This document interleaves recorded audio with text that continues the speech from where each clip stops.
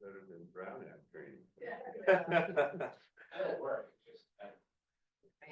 And just give me the word when you're ready to go live. We're gonna wait for the attorney to get here. Okay.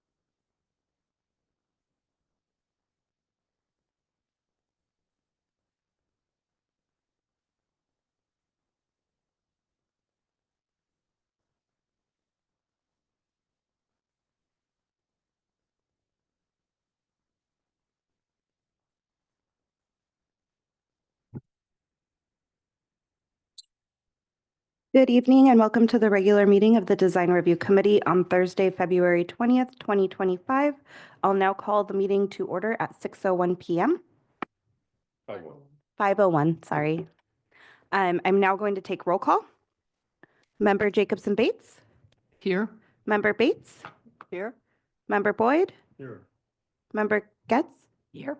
Member Johnson? Here. Thank you. Esther, will you lead us in the Pledge of Allegiance?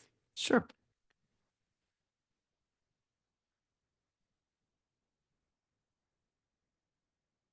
To the flag of the United States of America and to the republic for which it stands, one nation, under God, indivisible, with liberty and justice for all.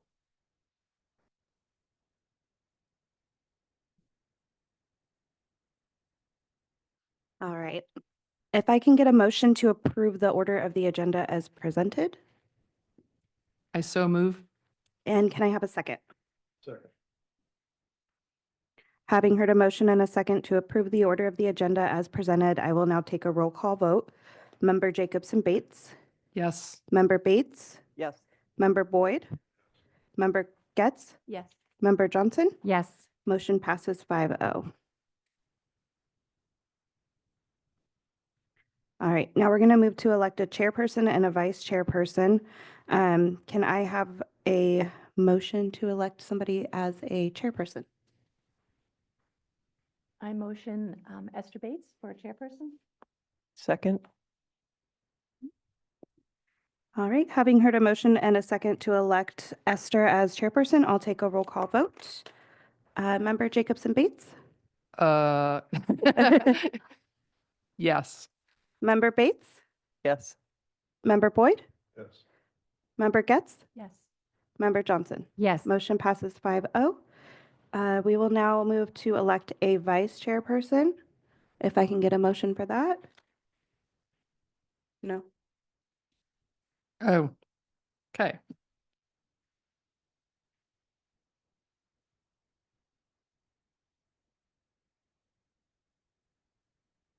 Thank you. And then if you guys want to switch. Do we? Or. Okay. All right. Bear with me a moment here. Okay, so do I have a motion for a co-chair? Vice chair. Excuse me, vice chair? Well, Or motion or volunteers? well, I will make a motion to appoint member Boyd as vice chair. Second. Okay, we've had a motion and a second. Lisa, roll call vote, please. All right, Member Bates, Yes. Member Boyd, Yes. Member Getz, Yes. Member Johnson, Yes. Chair Jacobson Bates. Oh, whoops. Well, I already voted as Bates. Oh, Melissa Bates. Okay, yes. Motion passes 5-0. Thank you. Okay, are we shuffling seats at this point? Okay.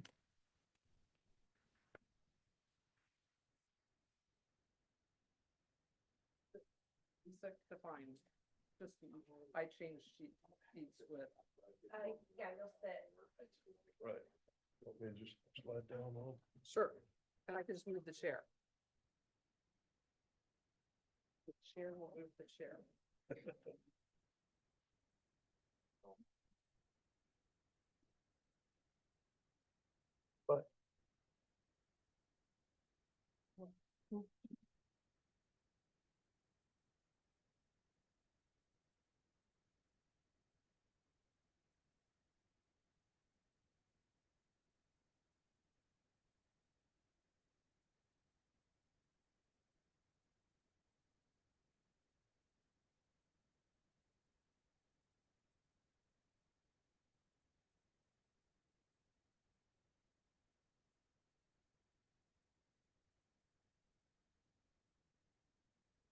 Good evening, am I home? Perfect timing. We're just switching chairs.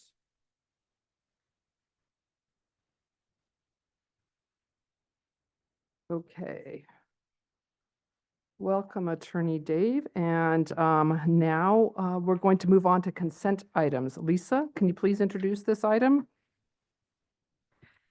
Items on consent are typically routine and will be approved in one motion. The chair will call on anyone wishing to address the committee on any consent item on the agenda, which has not been pulled by the committee for discussion. Each speaker will be permitted to speak only once, and comments will be limited to a total of 3 minutes. Do we have anybody in the room? Okay, anybody on Zoom? All right. So with that said, we will move on to, let's see. We don't need a vote on it. What do we move on to now? I'm sorry, I lost my place here. Bear with me, I'm sorting through papers. Okay, so we're going to start with in-person public comments, right? And then Lisa, are you going to introduce that? Okay, thank you. All right, I will take. All right, is there, for the consent agenda, is there anybody who'd like to pull any of the items from the consent agenda for discussion? If not, I'll take a motion to approve the consent agenda. So moved. Do you have a second? Second. Okay, Lisa, roll call vote, please. Member Melissa Bates, Approve. Member Getz, Approved. Member Johnson, Approved. Vice Chair Boyd, Approve. Chair Jacobson Bates. Yes, approved. Motion passes 5-0. Okay, so now we're going to move on to public communications for non-agenda items. Lisa, please introduce this item. This section is intended to provide members of the public with the opportunity to address the committee on items not on the agenda. This section is limited to 30 minutes. Each speaker will be afforded 3 minutes and may speak only once. State law does not allow the committee to discuss or act on issues not on the agenda, except to briefly respond or to ask staff to follow up on such items. Okay, again, we're going to start with in-person public comments first. This is communications for non-agenda items. Do we have anyone here who would like to speak, make a public comment?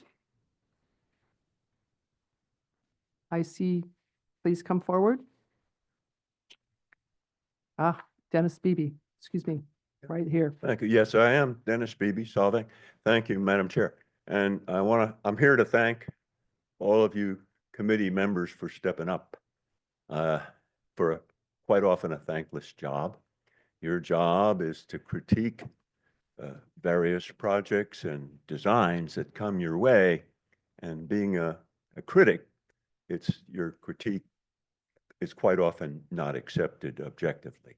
So it's a difficult job. It's a job that Bureau of Architectural Review and committee members before you have had to do, but it's contributed to making this town very special and different. So that's the number one criterion I'd like you to keep in mind when something comes before you. Will people look at this and say, that's special. I can't, yes, maybe I can guess where that comes from. That's my number one criteria. So again, thank you. And I want to particularly thank those who returned, because you know more than perhaps the new members of what you're getting into.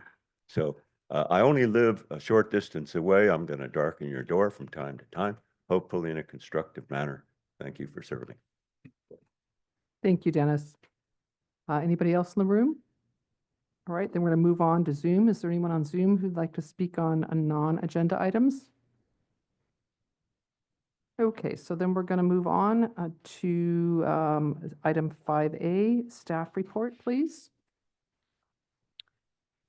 So discussion and possible action for a sign permit for 485 Alisal Road, number 105, for proposed signage, 1 awning sign, 2 wall signs, and a request for an exception to the maximum allowable size of 2 wall signs, 9 square feet in size, and an exception to the permitted number of projecting signs.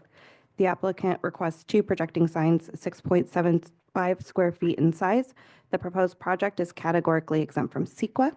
And then just to get our PowerPoints up.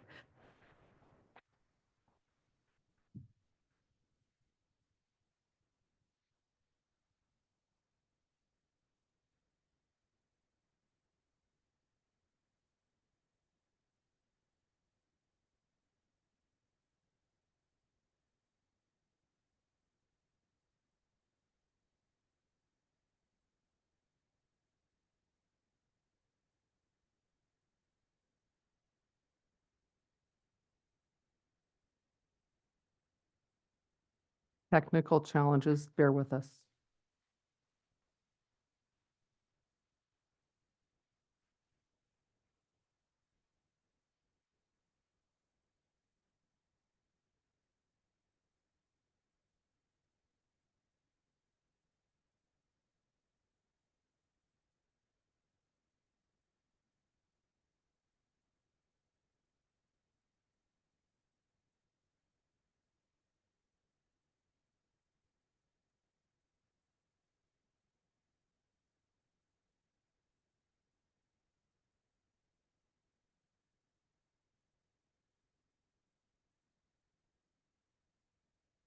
All right, so this is going to be for signage at 485 Alisal Road. So the proposed awning sign, there's an existing balance there. This is facing Alisal Road above the primary entry. No exceptions are asked for this sign. The letters are going to be hand painted onto the existing balance for this one. And the applicant is proposing 2 wall signs that do conform to the sign standards. They'll have one at 2 separate entries facing Alisal Road. Each are 2 square feet in size. These signs are going to be dimensional.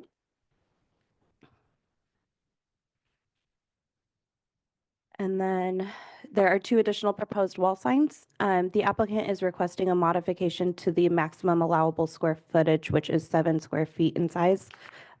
Each one is 9 square feet in size.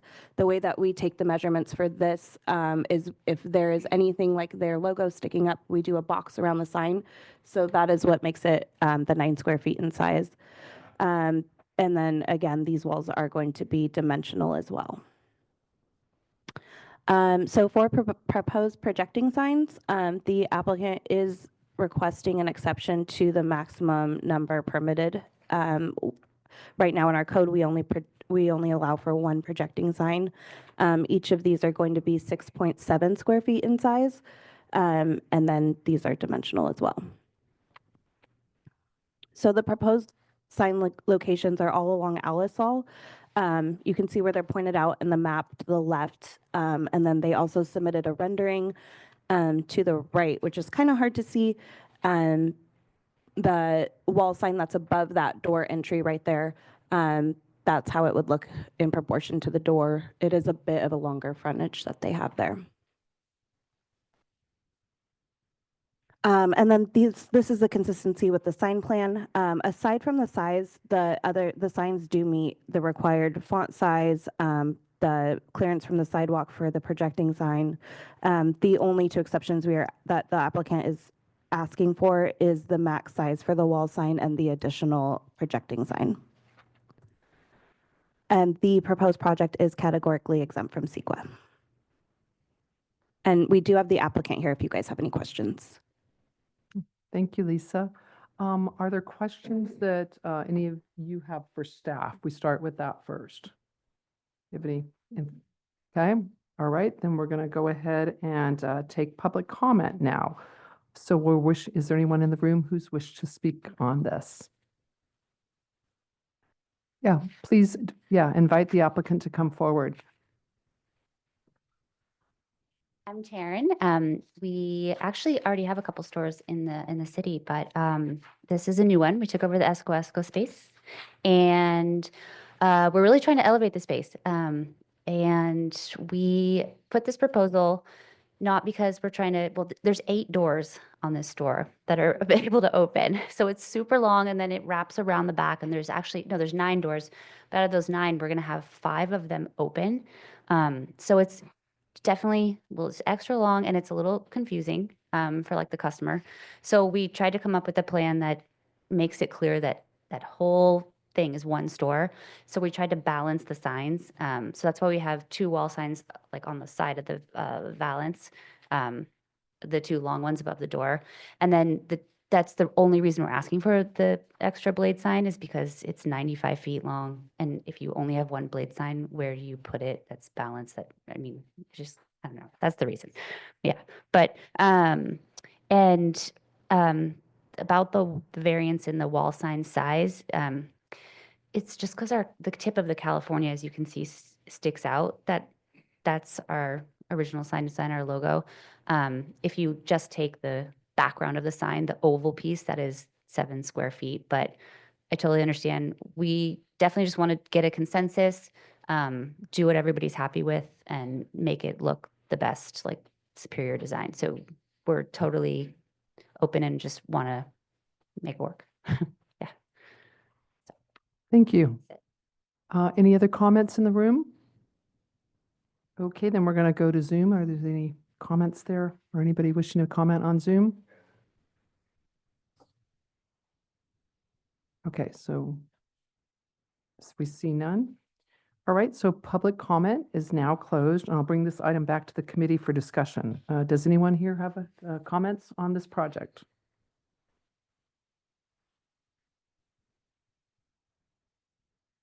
Okay, well, I guess I will jump in. Welcome to the space. It sounds like you're not new to town. I was going to say that, but nice to have the space occupied, and we look forward to having you there.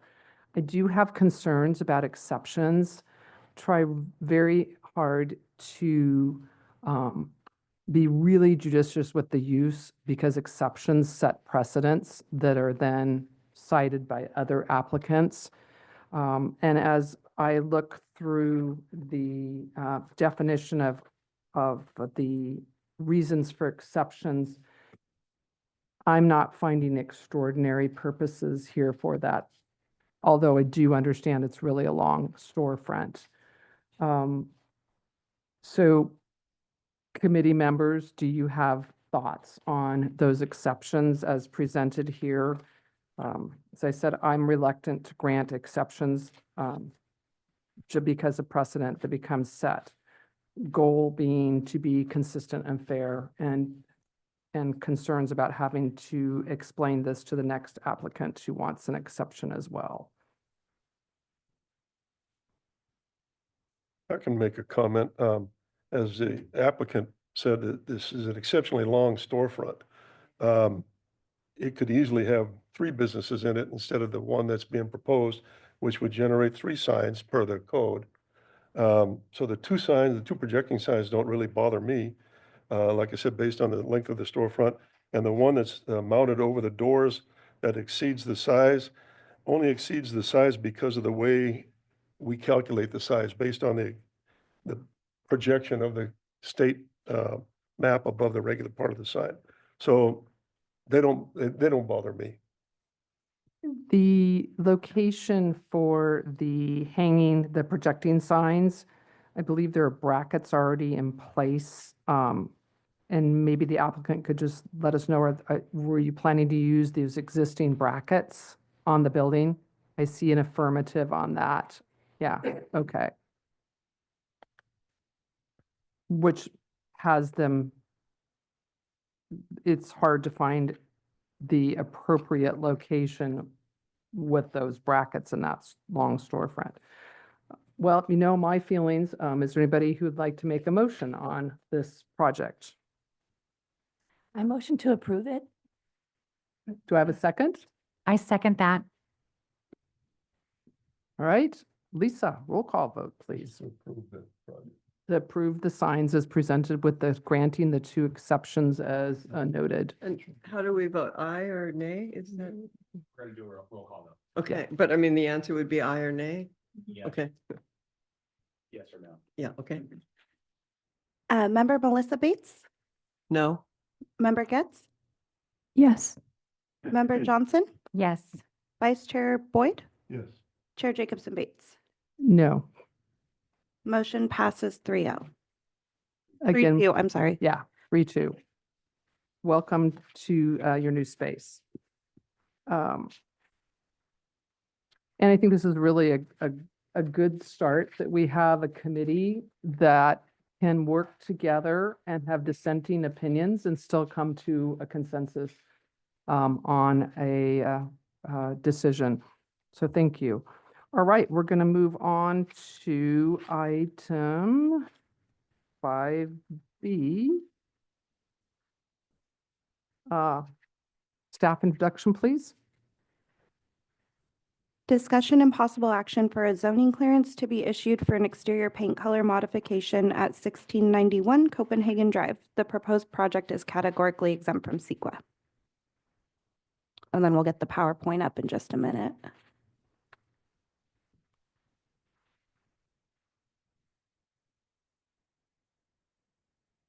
All right, so this one's just a couple slides. It's pretty quick. So again, 1691 Copenhagen Drive at Downey's Dress Shop. The next one. So this is the existing storefront. There are 3 shown in this photo. The one that we're focusing on is in between the 2 flags where Downey's is. It's going to be on the outside and then on the inside of the arcade as well. So the applicant is proposing, the color is called ACE 128B, which is a custom shade of red. That's proposed for the primary body of the building. And then designer white will be proposed as an accent color for the interior portion of the arches and then the lower portion of the shop window and ceiling of the arcade.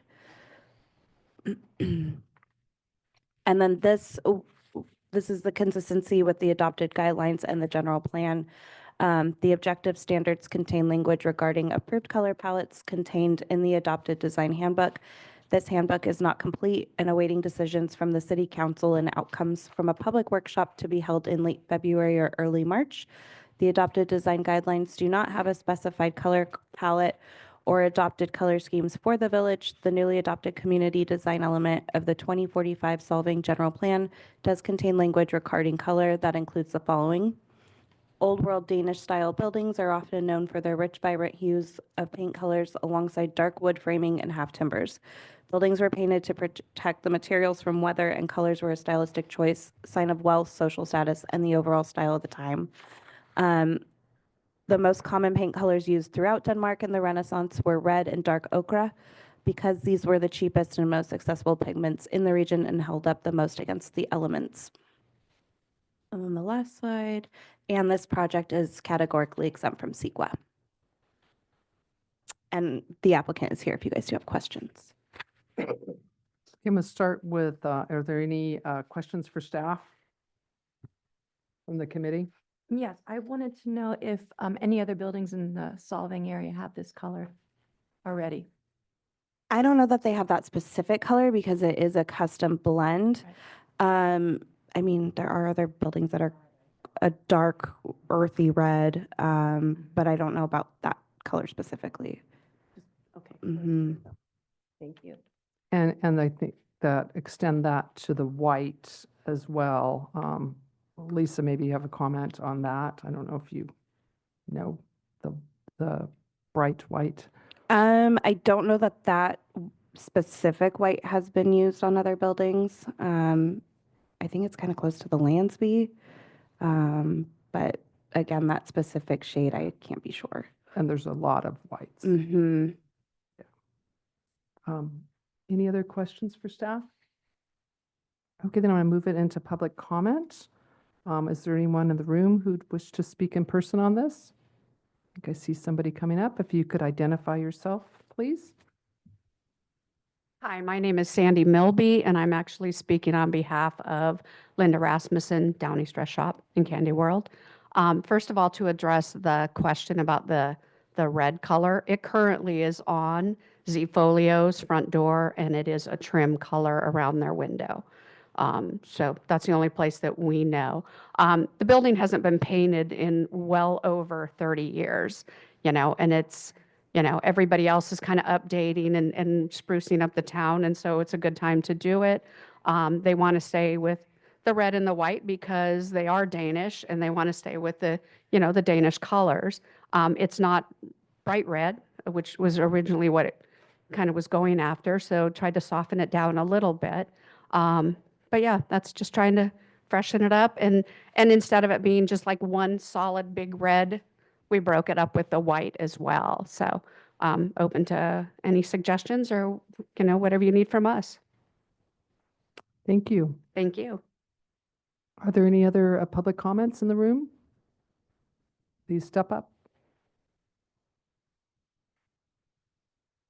Hi, again, Dennis Beebe, Solvang. I'm just not sure what's being painted.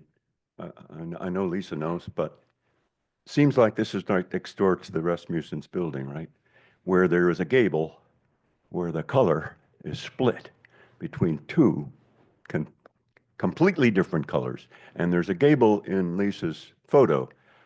I hope we don't do it again. So I'm just not sure where the red's going based upon the description, and I hope it's not a split gable like there is to the east. Thank you. Staff, could you pull up the diagram again that shows the interior? Or excuse me, the exterior? It was the one before that? So between the two flags, it's right there. Yes. Okay, just to clarify that, and it would be, that is proposed for the red color, and it would incorporate fully those two columns. Can we clarify that? Okay. That is, and then please go on, Raphael, if you would, to the following picture that shows the, okay. And the underside of that arch is proposed for the white, as well as the interior arch and space, the ceiling space. And I'm getting an affirmative Yes. from the applicant here for those not in the room. Thank you. Anybody else like to speak in public comment? Okay, is there anybody on Zoom ready to speak? Okay, we're going to go ahead and close public comment now, and I'll bring this back to the committee for discussion. So, any comments? My only question is, for the applicant, actually, is I love the color. I don't have any problem with it. I actually would love to see perhaps the undercarriage of the first archway even red rather than the white, but either way, it makes no difference. Yeah. As a suggestion. Would the applicant have to resubmit showing that? I believe that it could be instructed that that would be a condition for approval.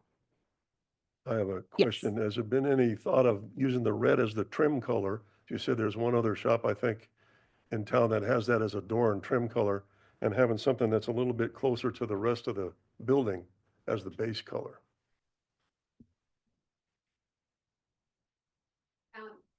Come up to the mic, please.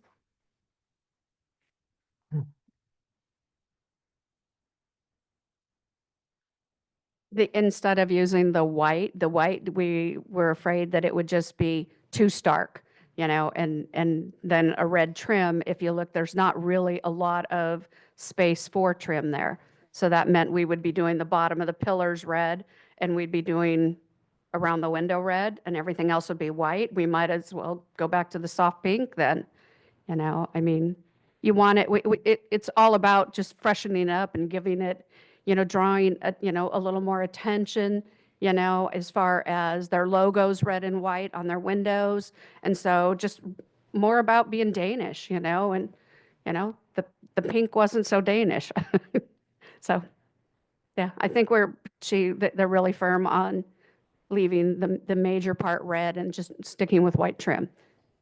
Okay. Okay, thank you. Any other comments? So I feel like the facing the street, red is stark compared to the two buildings on either side. I also feel like the white could be toned down, a more cream or that crew. But I feel like and I would like to see the red also. But my issue would be that you've got white, then you have red, and then you have white. And I understand you want the business to pop, but to me, it's not as cohesive or. So I echo some of that, and I look at some of the standards that are required findings for us for approval or denial. And one of those is harmony of material, color, and composition on all sides of the building. And the concept has a lot of merits to it. My suggestion would be to go back to some of the tones that fit more with the old world, which are the organic kind of colors, because they had some very rich, vibrant reds, but they weren't at, old world Denmark, they couldn't make a red like this vibrant of color. So something that's more on the earth tone, because it's a very stark contrast between your very bright contemporary white and the very bright red. So keeping the same concept in place, but utilizing colors that would also likely be seen as a color palette is developed for our new kind of standards.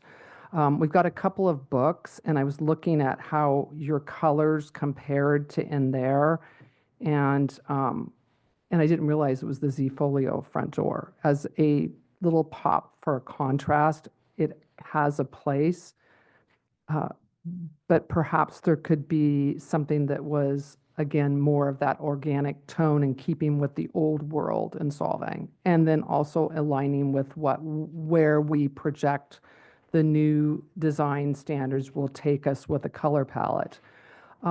There are a couple of books here. Do you want to pass like that paint palette that's in the big book? Or maybe it's inserted in the small book. I think it might be inside the smaller book, Raphael.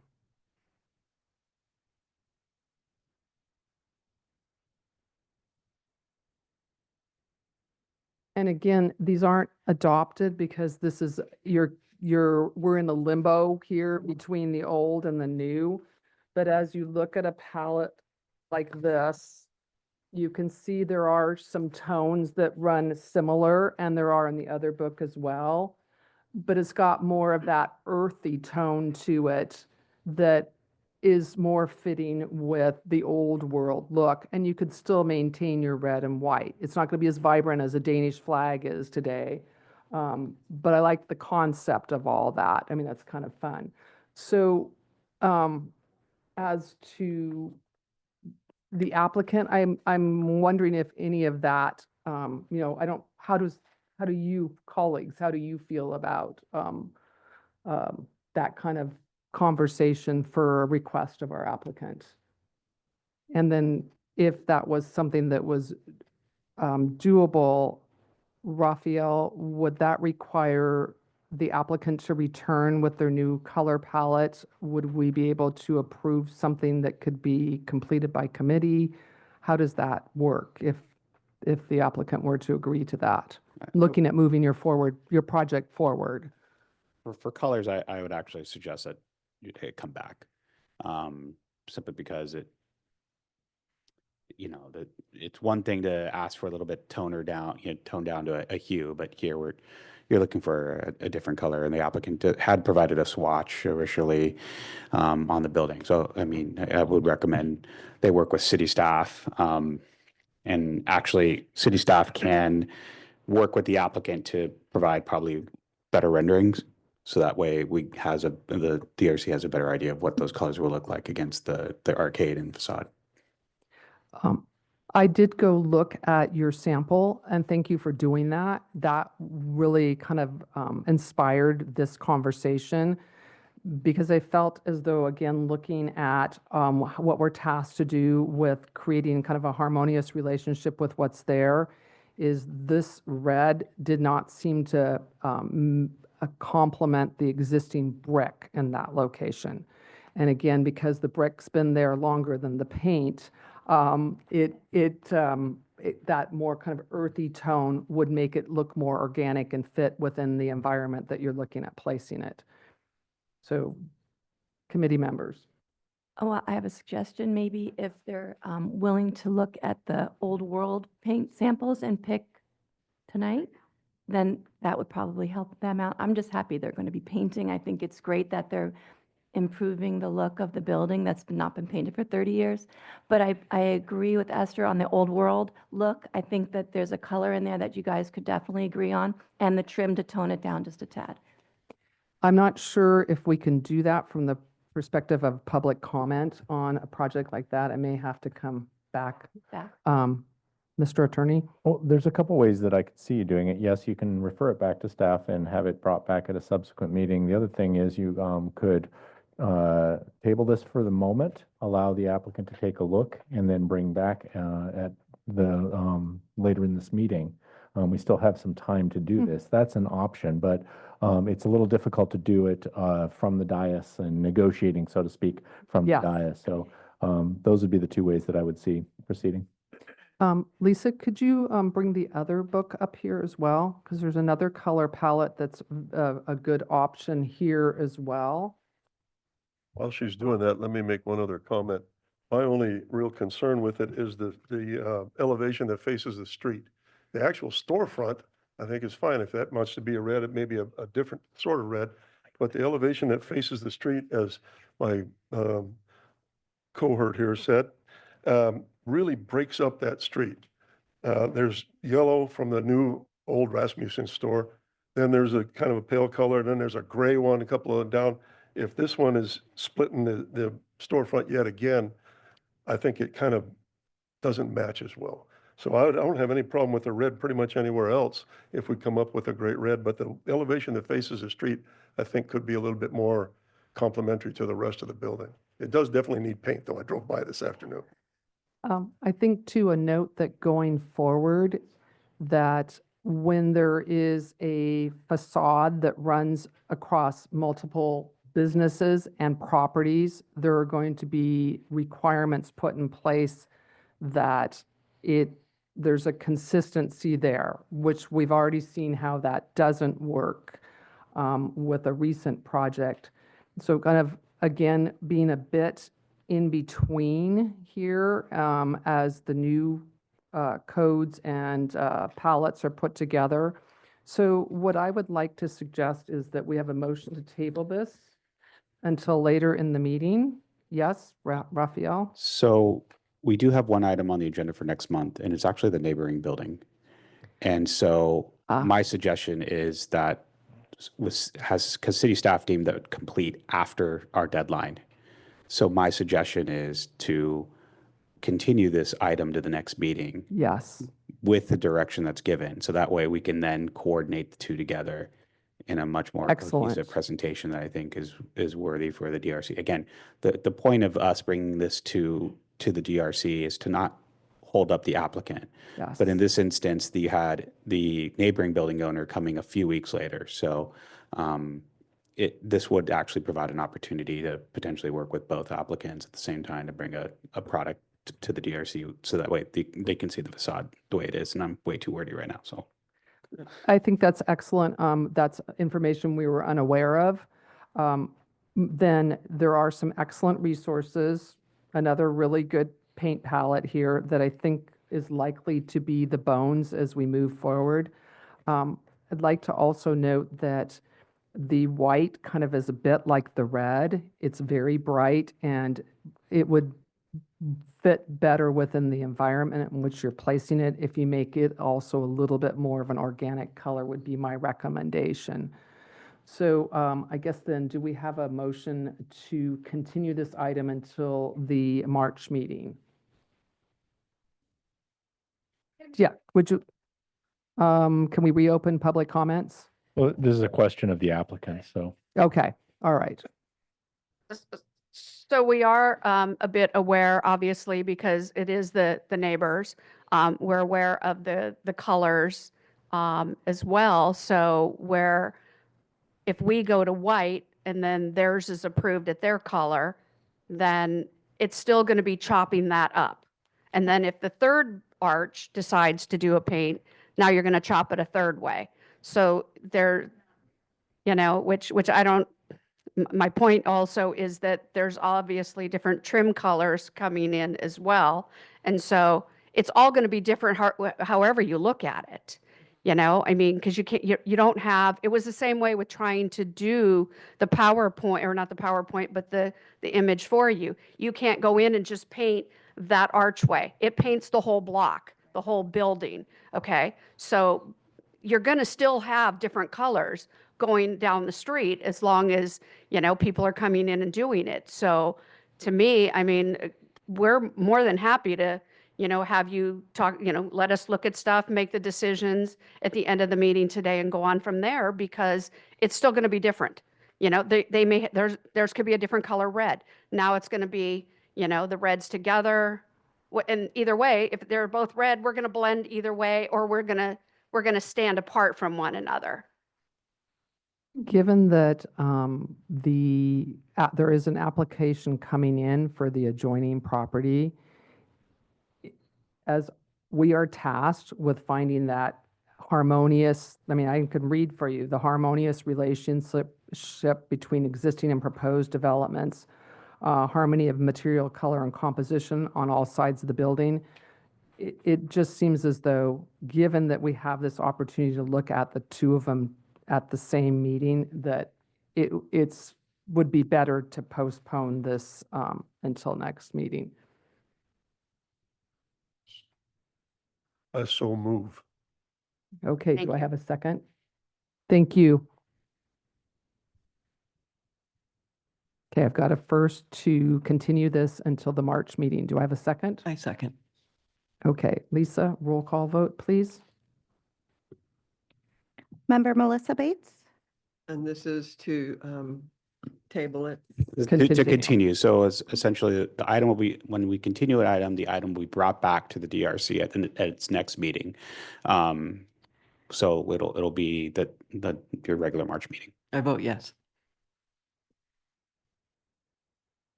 Member Getz?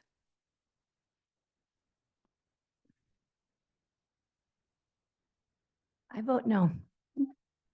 Member Johnson? Yes. Vice Chair Boyd? Yes. Chair Jacobson Bates? Yes. Motion Thank- passes 4-1. Thank you for bearing with us while we look at the neighborhood, and we look forward to seeing you back next month.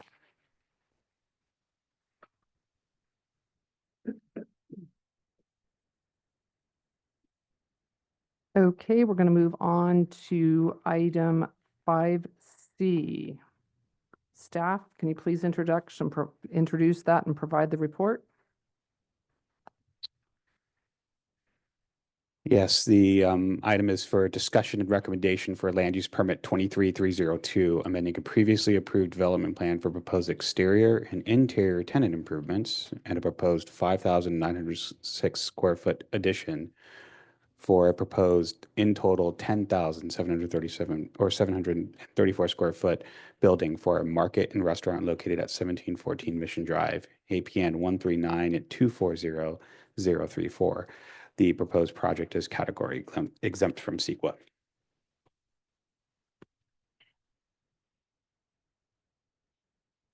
All right, so before you again, as mentioned, is an amendment to a previously approved development plan.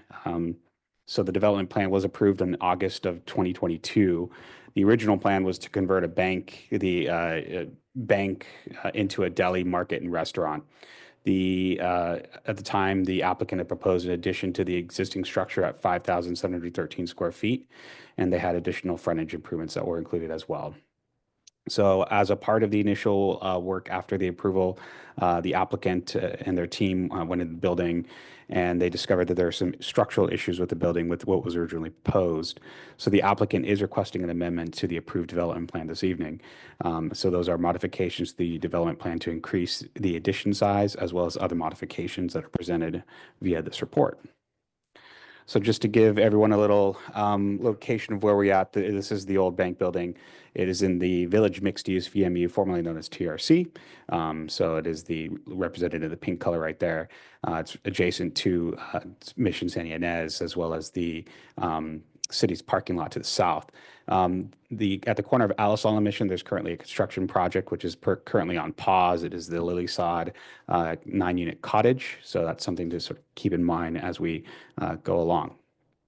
So the proposed project is the applicant is seeking an amendment to this approved development plan. So part of it is to reconfigure the proposed addition to fit the proposed new operations, dropping the deli portion. The proposed increase to the addition from 5,713 square feet to approximately 5,900 square feet, which is 187 total square feet increase.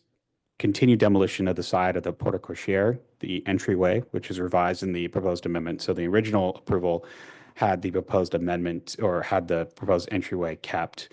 Replace the brick with stucco. So that is one of the major changes on this. So in the originally approved development plan, there was a significant amount of brick that was going to be retained. That is now being proposed to be all stucco and utilizing the half timber with a lighter and utilizing a darker brown half timber and a lighter red hue or a more organic paint color. And then, of course, revising the approved landscaping plan, including along the southern property boundary line. So just to give an idea of what's going on here, the picture on the right is the picture on the left is the originally approved plan. The circle on the right shows where the new proposed addition is going. So you see the building's just a little bit more enlarged. Additionally, the applicant has significantly revised the parking diagram.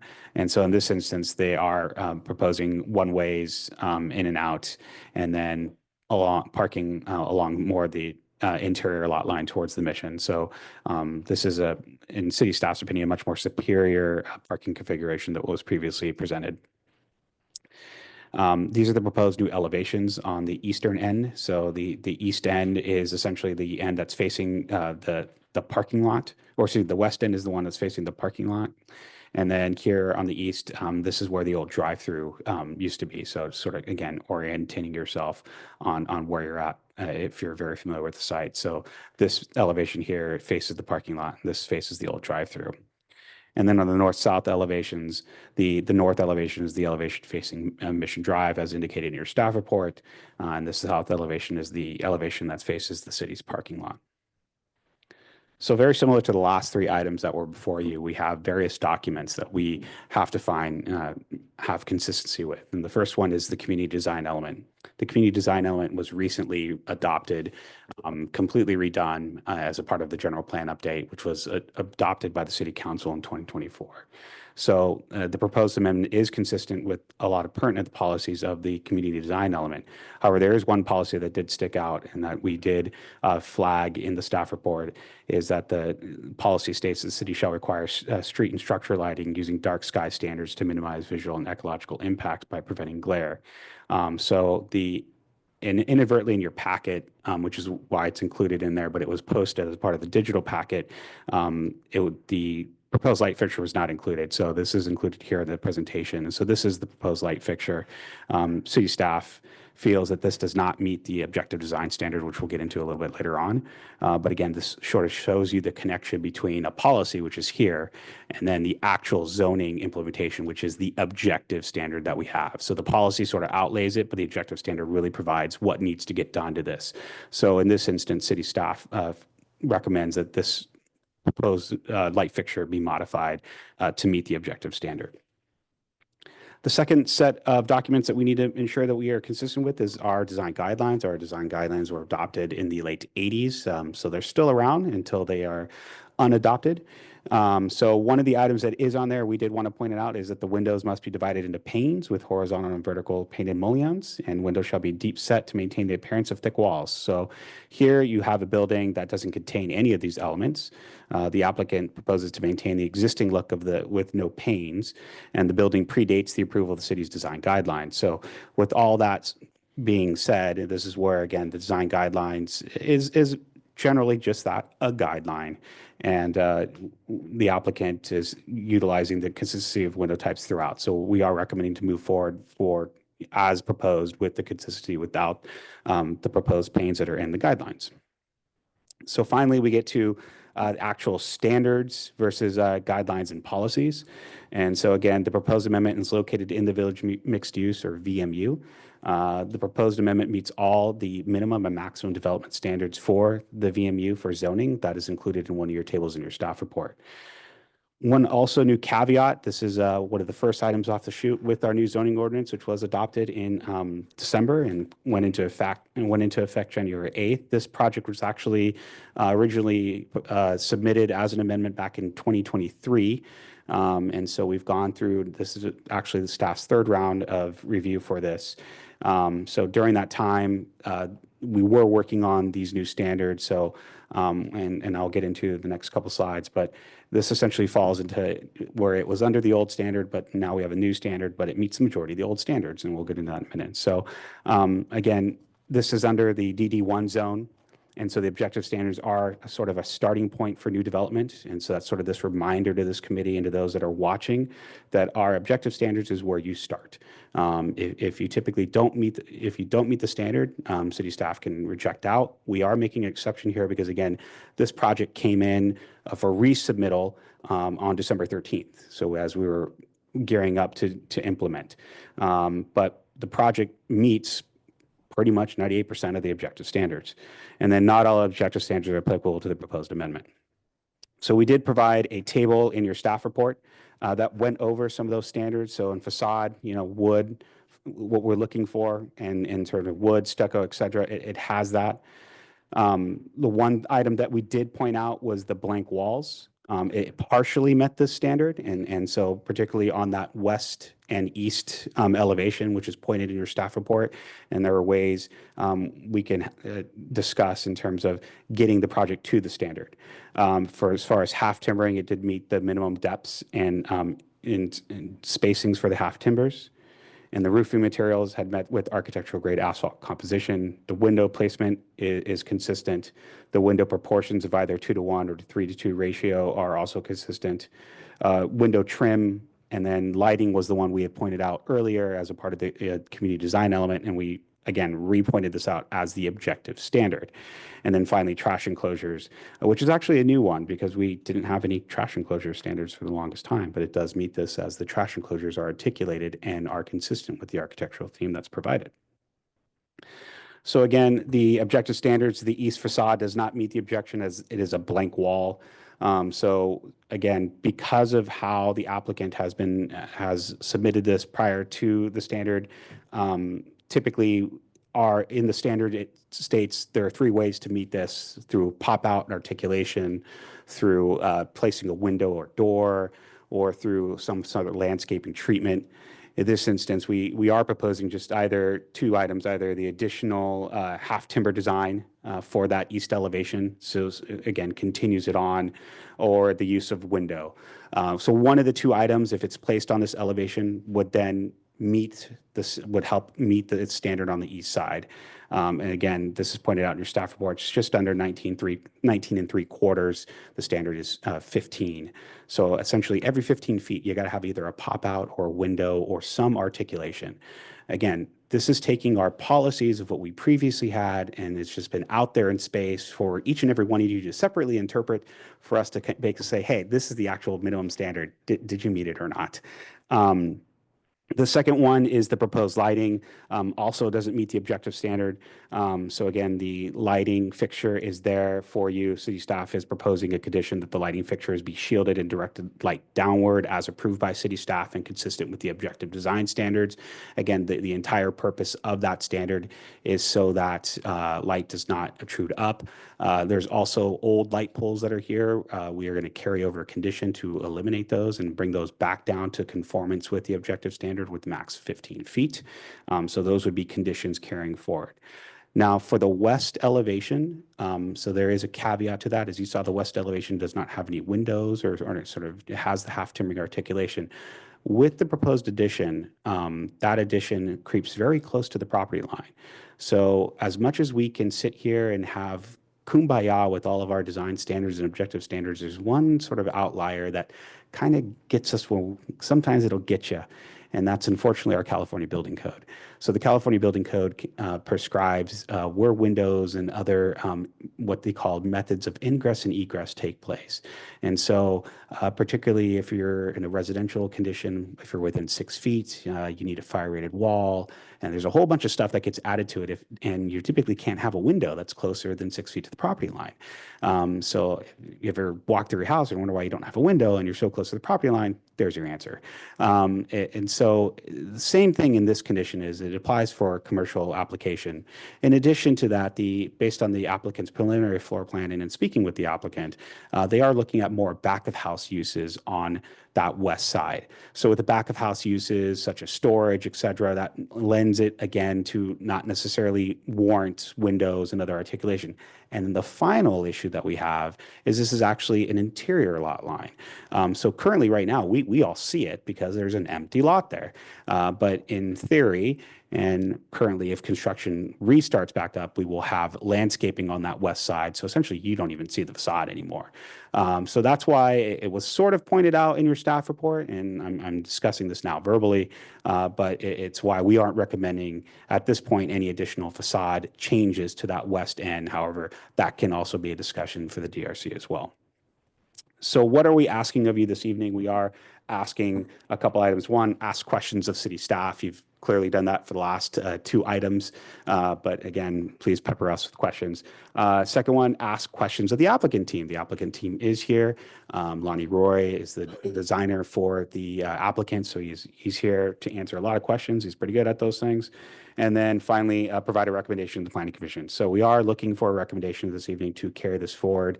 And the reason being is I've learned my lesson once where I noticed something ahead of time and had to pull back.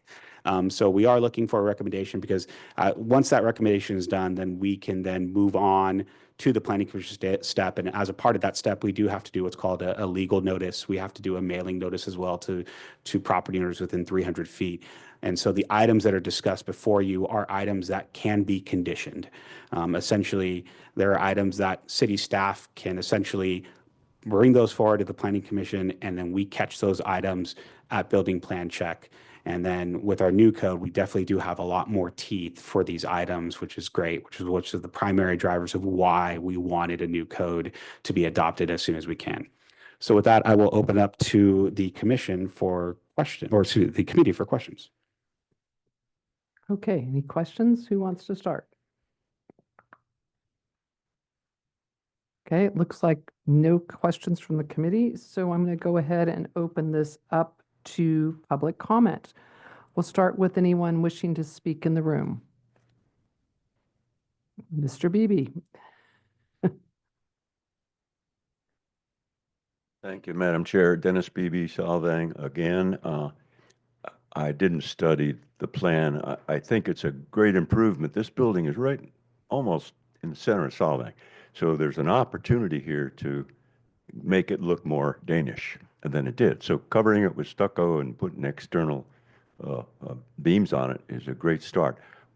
The only thing I didn't like, based upon Raphael's brief description, was looked like picture windows facing Mission, and instead of multi-pane windows, and that was my only disturbing reaction to the description. Otherwise, it's a great move towards making this thing look more part of Solvang than it did. Thank you. Any other comments or public comments in the room?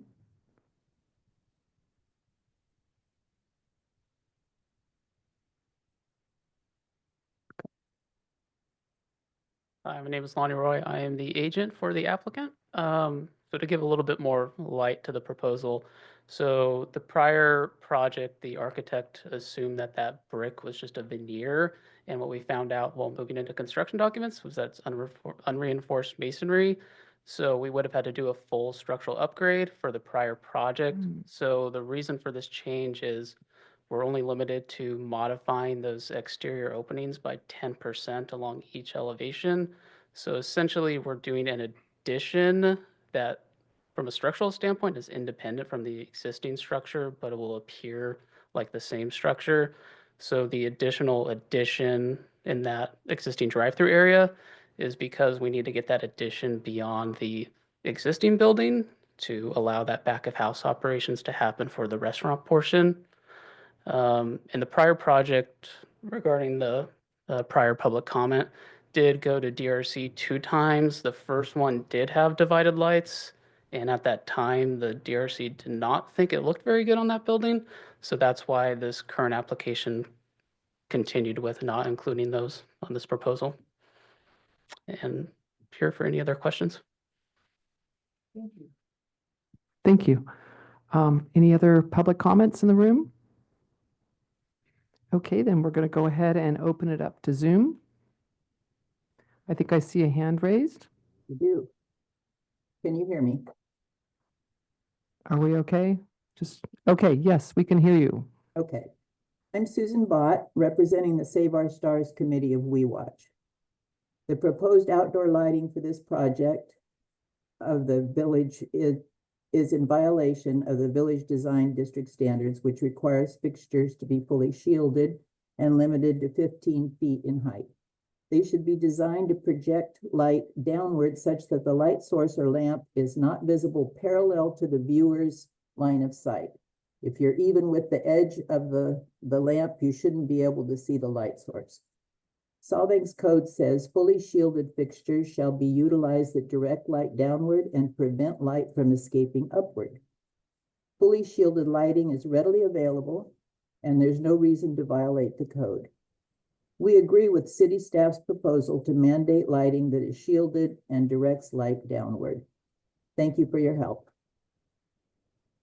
Thank you, Susan. Is there anybody else on Zoom? Okay, I don't see anybody, so we're going to go ahead and close public comment now, and we'll go ahead to committee discussion.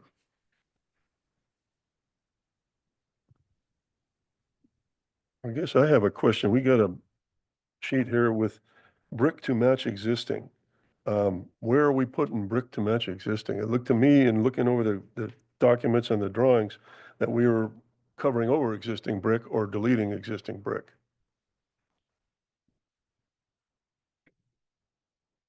The brick is a cap material on the trash enclosure and the monument sign out front. So those would be the two locations. Not on the building itself. Correct. And since you're there, permeable pavers are for portions of the parking lot. It's for portions of the pedestrian walkways. The parking lot is largely going to remain the existing asphalt, just kind of new saw cutting for the tree locations.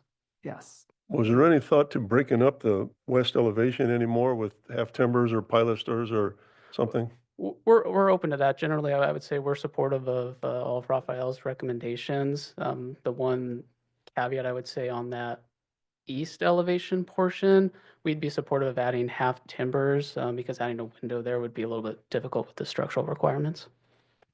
And what kind of landscaping are you planning on using on the west side? So we're proposing a ligustrum hedge, the smaller variety, so it will naturally get about 6 or so feet. So that's kind of our intention, is to generally just cover up with landscaping, but at the initial install, we're okay adding additional half timber detailing if the committee would want that. Thank you. We may call you back. Other comments? I think it's just important that regarding the Lily Sod Cottage Hotel that's going to be right there in terms of however those are being built, and while you're staying there, what are you looking at?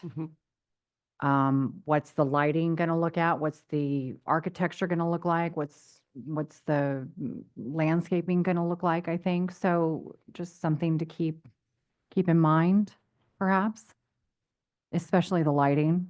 I don't think I want to stay in a hotel or a cottage with bright lights back there, if there are going to be lights back there. So making it cohesive with the neighboring property, which is the same owner, and I'm sure that would be their intent as well. The bricks, thank you for explaining, because it was like sad to see that all the bricks were going to go away. I was hoping that there were areas where you might be able to retain the bricks to integrate in with the new color. Compliments on the color, which mimics the brick. I think that you've got a color that fits in with, as we look towards changes, and it's got that kind of earthy tone. The long western elevation that fronts the Lily Sod property, I'm not quite sure if that's where you meant that for the half timbers along the long spans. I'm getting an affirmative there. That spans that's closest to Mission Drive would be optimal to have that broken up with windows, a couple of windows, where it will be in the visual corridor from Alisal and from Mission, even with the new construction. And applicant, maybe you would like to speak, is that structurally feasible? That portion would be the proposed, so structurally it's fine. If we run into that building code issue that Raphael was mentioning, that it's too close to the property line to provide windows there. Oh, so that's what you were referencing in specifically then? Okay, I misunderstood that after a conversation earlier today with Raphael. So then, yes, that needs to be broken up with some more half timber variation and some real thought as to the landscaping, in particular on the end that is closer to Mission. I think there's a lot of existing olive trees that are down towards the farther end on the neighboring property that will soften it. Perhaps there's something that could go in that more immediately would have a little bit of height to break up that kind of first part of the building that could immediately soften it as well. Couple of comments here. The lighting, you've already heard the comments about that, and my recommendation would be to follow the city to make sure that they're all night sky compliant and meet codes for parking lot lights. With Jennifer's comments, and I'm sure that you'll be considering that, given that the property next door is also part of the same ownership. The landscaping, I believe that Raphael had mentioned that there are some changes to landscaping. Raphael, did you have comments about that? And Yeah, given the maybe light, you want to, yeah. applicant can sit back down, but maybe we'll call you again if you don't mind. So with all these landscaping plans, they are proposed, and they're not set in stone until they actually go through the plan check process. And during that plan check process, it has to meet what's called MILO, which is the Model Water Efficiency Landscaping Ordinance.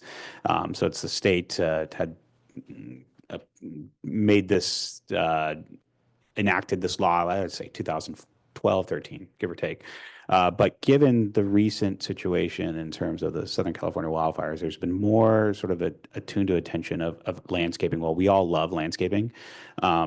There's, certain landscaping that's by the building that directly adjacent, sometimes can be used as fuel for those fires. And so being a little bit more fire ready, and as well as more conscious of, while we love the landscaping, we also need to also protect human life and safety and reduce the amount of shrubs and vegetation adjacent to buildings. And it's typically about 5 feet is what fire department typically requires these days. So it is something that we are likely going to carry forward as we start, again, this wasn't one large amendment the first time. We now have a couple of items, and landscaping was one that needs to be amended to be part of the 21st century and not part of the 20th century. Does this apply to commercial as well as residential? It very much does. I mean, again, if you look at the tragedy that was in Southern California, it wasn't just residential. There were condos, Clearly, it was commercial. entire It's community, entire yeah. community. So, again, being much more conscious of where we are at in terms of our fuels and those items, the more we can program buffers and barriers, the better we are, and try to sort of skirt the line of making it look nice landscaping wise, but be very conscientious of what we're actually planning. With that comment, then there are clearly changes coming for the landscaping plan that'll vary from what we're looking at here. I want to really encourage the use of the tree canopy in the parking lot that creates that kind of shading and cooling for the paved areas. I did have a question on the parking lot. First of all, it's great to see diagonal parking. It seems like it's much, much more practical, less prone to accidents. This is really not as much maybe the purview of our committee, but my concern is the ingress and egress where there's a lot of crossing traffic. So if you're going out, you might be turning out into the path of somebody who's turning in. It would seem more logical that that they be switched, that this be flipped, that the entire parking lot plan have a little bit of a flip to make that path of travel safer for those going in and out. Applicant has some thoughts, or Lonnie does. Yeah, that was our thought as well. This was the traffic engineer who said this made more sense, but we're kind of your mind as well, that we think the other way would probably make more sense. So if we're open to flipping that, I don't think it changes the parking lot design, it just changes the angles. I think it would be optimal to have it be flipped, especially as you come around the corner and you're trying to turn in and somebody's, you're coming from Alisal and trying to turn in. It seems like accidents waiting to happen. Yeah, we agree. And that's why it complements again on the diagonals. The other parking lot reminded me of New Frontiers, which can be scary. That would be a recommendation that would be, I think, go a long way there.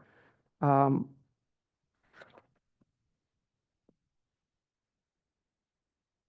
talking a lot. Anybody else I have have- comments I have here? opinions. Great. Share them, please. I like this project. I agree with Dennis that the windows facing Mission could be more integrated, more, less bank-like. I think that the half timbers on the east and west elevations are good solutions. I'm passionate about dark sky lighting, and so I would, definitely want to see that improve, both making sure the height is correct and that it's full cutoff. Let's see, what else did I like the paint. My question with the parking, and knowing that the parking situation in Solvang, how do you prevent people from parking there all day?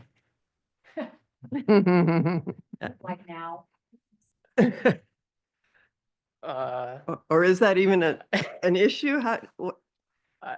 Yeah, I mean, that would be something that they would have to try to monitor. but other than posting, tow away signs and absent of having someone watching the security cameras all day long and seeing Right. that car hasn't moved, I don't know.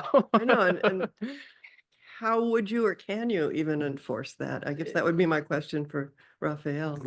It's a private property, so therefore it's up to the private property owner to enforce the Okay. parking maximums that are within their purview. And in that instance, as long as it's posted parking for tenants only and visitors, and it's properly cited with the California Vehicle Code, they can tow away. Good, thank Yeah, you. so it would be posted, but yeah, I don't know Right, how vigilant they're going to be.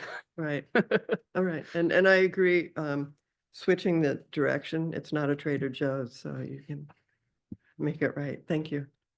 I'd like to circle around to the window discussion, and I was involved in the discussions about the prior design, and I honestly don't remember that part about windows and the divided panes not fitting. All that said, it is a completely different aesthetic that you now are presenting. And if I look at this, it appears that all the windows are being replaced. If they're being replaced, then let's have a conversation about how those can be replaced and perhaps better fit with our codes. In particular, when I think of the high-profile windows facing Mission, but the overall building as well. And Lonnie, would you like to join us again? Yeah, I would say, I mean, it sounds like where this is going. I mean, hopefully the project moves forward to Planning Commission, but we'll have to come back to DRC for a number of items.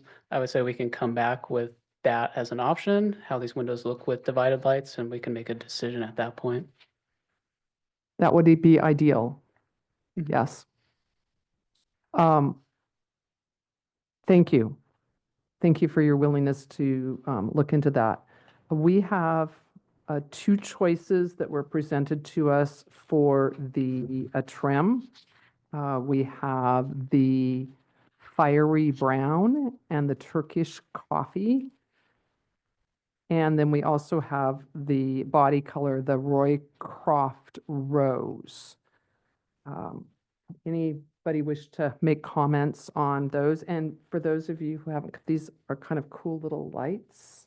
You can use this. They turn on and they show you the interior, the exterior, and the daylight. So it shows you the kind of different illuminations. Did you want to see it down there, Melissa? Okay. Are we being asked to decide between, Comments on it. Okay. I think tonight we're gonna hopefully have some comments to help applicant move forward on and decisions. I prefer the fiery brown over the Turkish coffee for trim. I think- agree with that. We're trying to look at half timbering, which was traditionally wood. Right, Mhm. The fiery brown looks more like wood to me than the other one. and I think the Roycroft rose works with the brick. Interesting. I thought that the Turkish coffee looked more like wood. But what I do like is that we have options that all of which seem like they're strong options. The fiery brown has a lot of red in it. Warmer. I think it would go well with the brick then. Yeah, Yeah. but is there any brick in the building? The only brick is the trim on the trash enclosure. The rest of the building is So all this is painted. stucco. Yes. And yeah, the pervious pavers on the walkway. Yeah, so the brick, So there it's is no minimal brick. amount. Yeah. Yeah, if that was the case, yeah. So if we're going to return, Raphael and Dave, maybe give us some direction on what you would like us to, what determinations you would like us to make this evening. Well, you can recommend approval to the DRC or to the Planning Commission, and in that recommendation, from what I heard, it sounds like on the east elevation, half timbers, based on what's outlined in the staff report, recommending that the applicant bring back the windows to the design review committee. I would suggest doing that prior to building permit submittal versus during building permit submittal. Yes, please. And it would be specified only to the windows and windows only. And then the dark, it sounds like to be have a unanimous on conditioning the project to have dark sky compliant lighting consistent with our municipal code. As far as the half timbers, those I believe should return to us because the placement of those for the design can be critical, as we've seen in previous where we've had applications where it didn't necessarily make sense. So So if I you would wa- like to see windows and half timbers return. And it would be nice to have a more realistic, or that's probably not the right word, a landscape plan that's closer to actual. So if that's the case, then it should be half timbers, windows, and landscaping plan prior to building permit submittal. So essentially, uh, I don't want to craft the condition up here, but I'll craft it at planning commission to recommend the vehicle to use for that. So at today, the primary decision that we would move forward with, I guess, is color. Do we do that at, what are the, Essentially, we want to move a project forward as complete as possible. So the goal is that a project comes as complete as possible, so we don't got to come back here. right? And it's done, it's entitled, and off it goes to the building permit stage with now city staff implementing what's been done. So if the color has been settled, that the facade color is what's wanted, and the fiery brown is the trim, then so be it, and that's what will be the color. So, Just let me add on half timbers on the west elevation as well. We talked about that a little bit earlier about trying to break up the west elevation with some more half timbers. Yeah, it would just come back for half timbering on the east and west elevations. so we would, then the way to craft this would be something to the extent that, looking at recommendation for the land use permit for this project, approving a paint color if that is done, and then with the return for half timbers, windows, and landscape plan. Right. So again, it would be, you take this, if the DRC so chooses, it can take what we've said right now. We would put down conditions on the project as a part of the amendment.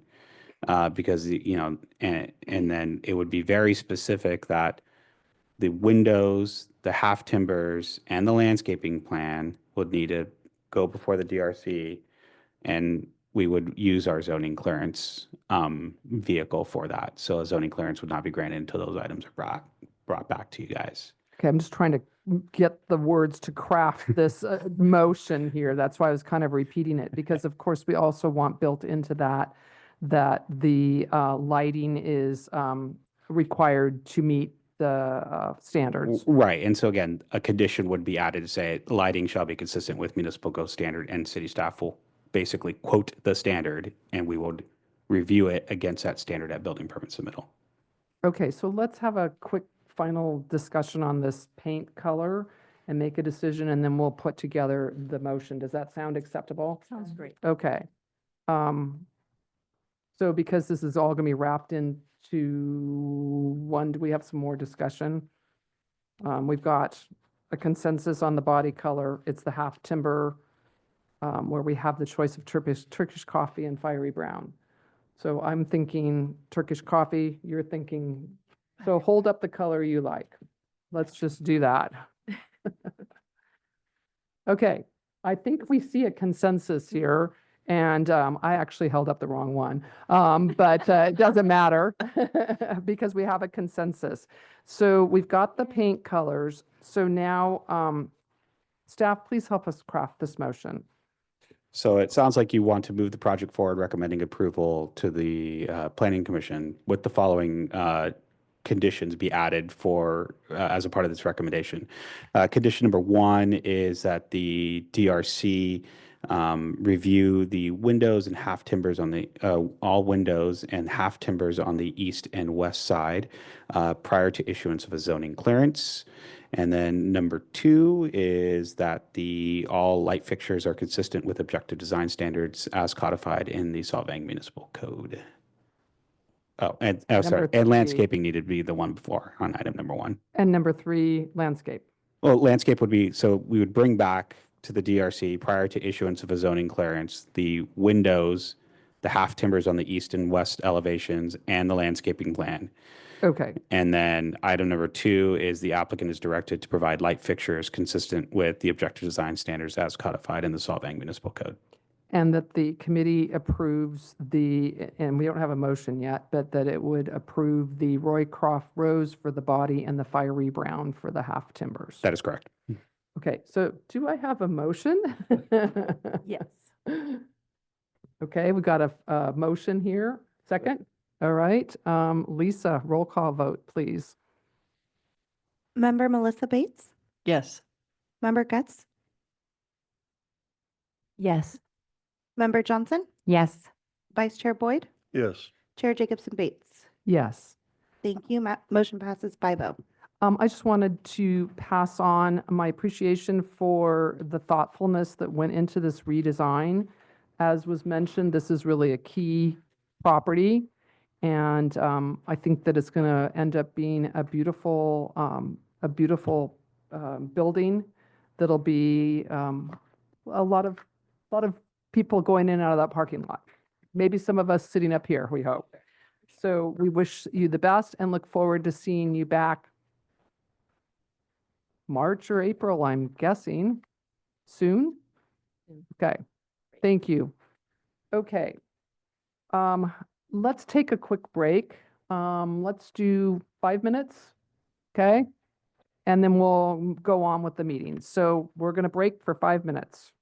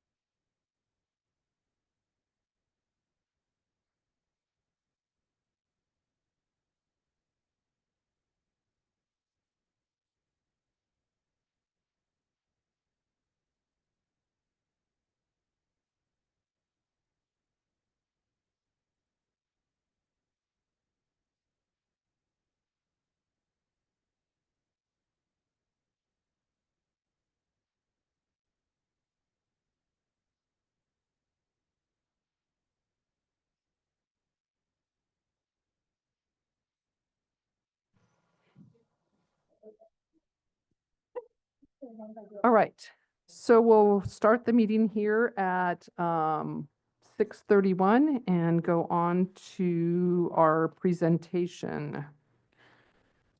Oral presentation, item 5D. Regarding the Brown Act, staff, please. Well, thank you. Good evening. For those of you who don't know me, I think I've met all of you before, but in any event, I'm Dave Fleischman.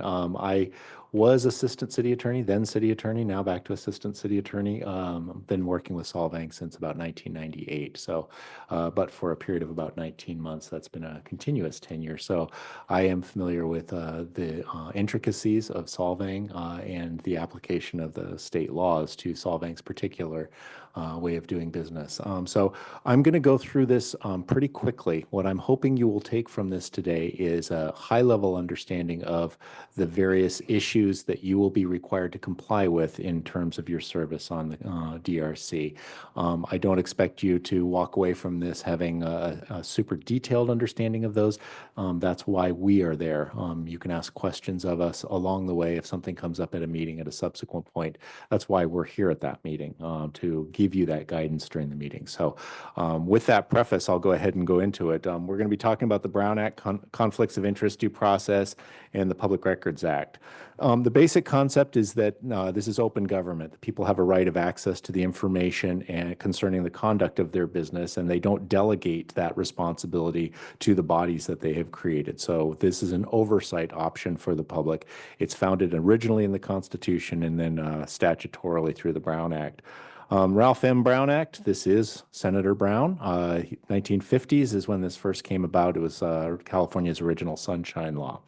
The purposes of the Brown Act are to allow public access to the decision-making process, public oversight of that process, and protection of legitimate privacy concerns of public agencies. I'm not going to spend much time on that, but that's what closed sessions are for. Those are pretty much the province of the City Council. But for those closed sessions, all meetings of the legislative body of local agency shall be open and public. You are a legislative body as the DRC. That term is broadly defined to include city councils, planning commissions, and other subordinate bodies. So what is a legislative body? Obviously, the city council, subordinate boards and commissions, standing committees with a regular meeting schedule. This isn't on the slide, but there are some private corporations that opt to be covered by the Brown Act because they receive public funding. They impose that upon themselves. They're not required to. What is not a legislative body? Advisory committees that are less than a quorum of the entire legislative body. And those are not very frequent at the DRC, but I could see that happening from time to time if you wanted to put together an advisory committee of 2 members. That would not be covered by the Brown Act. So the elements of what is a meeting under the Brown Act, it's the majority of the members of the body that are present in the same time and location to hear, discuss, deliberate, or take action on any item within the subject matter jurisdiction. If any one of those tiles is absent, then it's probably not a Brown Act meeting. So for example, knock out the last one within subject matter. If you're talking about NBA scores, all 5 of you at a cafe, that's not a Brown Act meeting. That is just a gathering of people talking about NBA scores. Same thing with the majority of the members present. If there's only 2 of you present, that's not a Brown Act meeting. There are some caveats to that I'll get into, though. The caveats are serial meetings. That means it's basically a compilation of subsets of a majority. So if you have 2 members of the council or of the committee getting together to talk about something, and then those people talk to a 3rd member, now you have a majority. They may not all be present at the same time and place, but they are coming to a collective concurrence by having that kind of discussion in a serial fashion. The 2 types are the hub and spoke and the daisy chain. The hub and spoke is you're using an intermediary at the middle of the wheel to convey information to each of the members. So that can be a staff member, that can be a member of the public, where you're conveying information saying, well, I think committee member X is going to be voting this way. I would encourage you to contact committee member Y and committee member Z to see if you can convince them. Using a 3rd-party intermediary as the hub and spoke. The daisy chain is where one committee member talks to another, and then that one talks to a 3rd or a 4th. Those are both prohibited serial meetings. Where else can you have serial meetings? Group emails and texts. Those are much more common. Replying to all on an email thread. Most of the time when we communicate to the entire body, we will send it by BCC so that a reply to all does not go to all. But just be very careful if you're sending an email about something within your jurisdiction to other members on the committee. The new one that we have to deal with, which is more and more frequent, are comment sections and social media. Believe it or not, there's a lot of Brown Act violations that happen on Nextdoor and on Facebook and on Instagram and on X, Twitter, where people will respond to comments. And all of a sudden you have 3 of the members of a committee that are talking about something in a non-agendized fashion. So that can be a Brown Act violation. So basically the tips that we talk about for electronic communications like that is don't communicate your position on a pending matter to a majority of the members of the committee. Don't solicit responses from other members when you're forwarding information you receive, and don't hit reply all. I mentioned the BCC, but ultimately the deliberations that you're undertaking should take place here in this room after an agenda's been posted, not by text or social media. The inclination is if someone has commented on it in public, some will find the need to respond to it. That's where you get into trouble. And the way the social media works, it's even less than a majority. So if, for example, one of you says, I like this particular color for this project coming up, and another of you hits a like emoji or hits the like button, now you have a Brown Act problem, believe it or not, even though it's not a majority of you, because now you're telegraphing to the world what the potential vote is going to be on that without it being in this room. So just be very careful when you use social media for any purposes relating to your service on the DRC.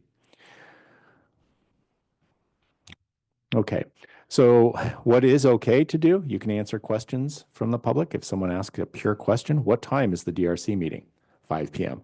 You can answer that. That's perfectly fine. You can provide information to the public along the lines of, we will be considering this application on such and such a date, and you can solicit information. Please come to the meeting and provide us your comments. But don't say something along the lines of, I'd like to know what you think of this particular project so I can figure out how to vote. That should be done in this room. So the do nots are make, post, or share comments between you all, like or use emojis. And as I mentioned, this applies to 2 members. The majority is not required. All right, so the serial meeting takeaways: avoid discussing city business with more than 1 other member outside a public meeting, avoid soliciting or communicating the views of other members outside a public meeting, and avoid interacting with the other members on social media. If you can keep those in mind, then you should be fairly safe.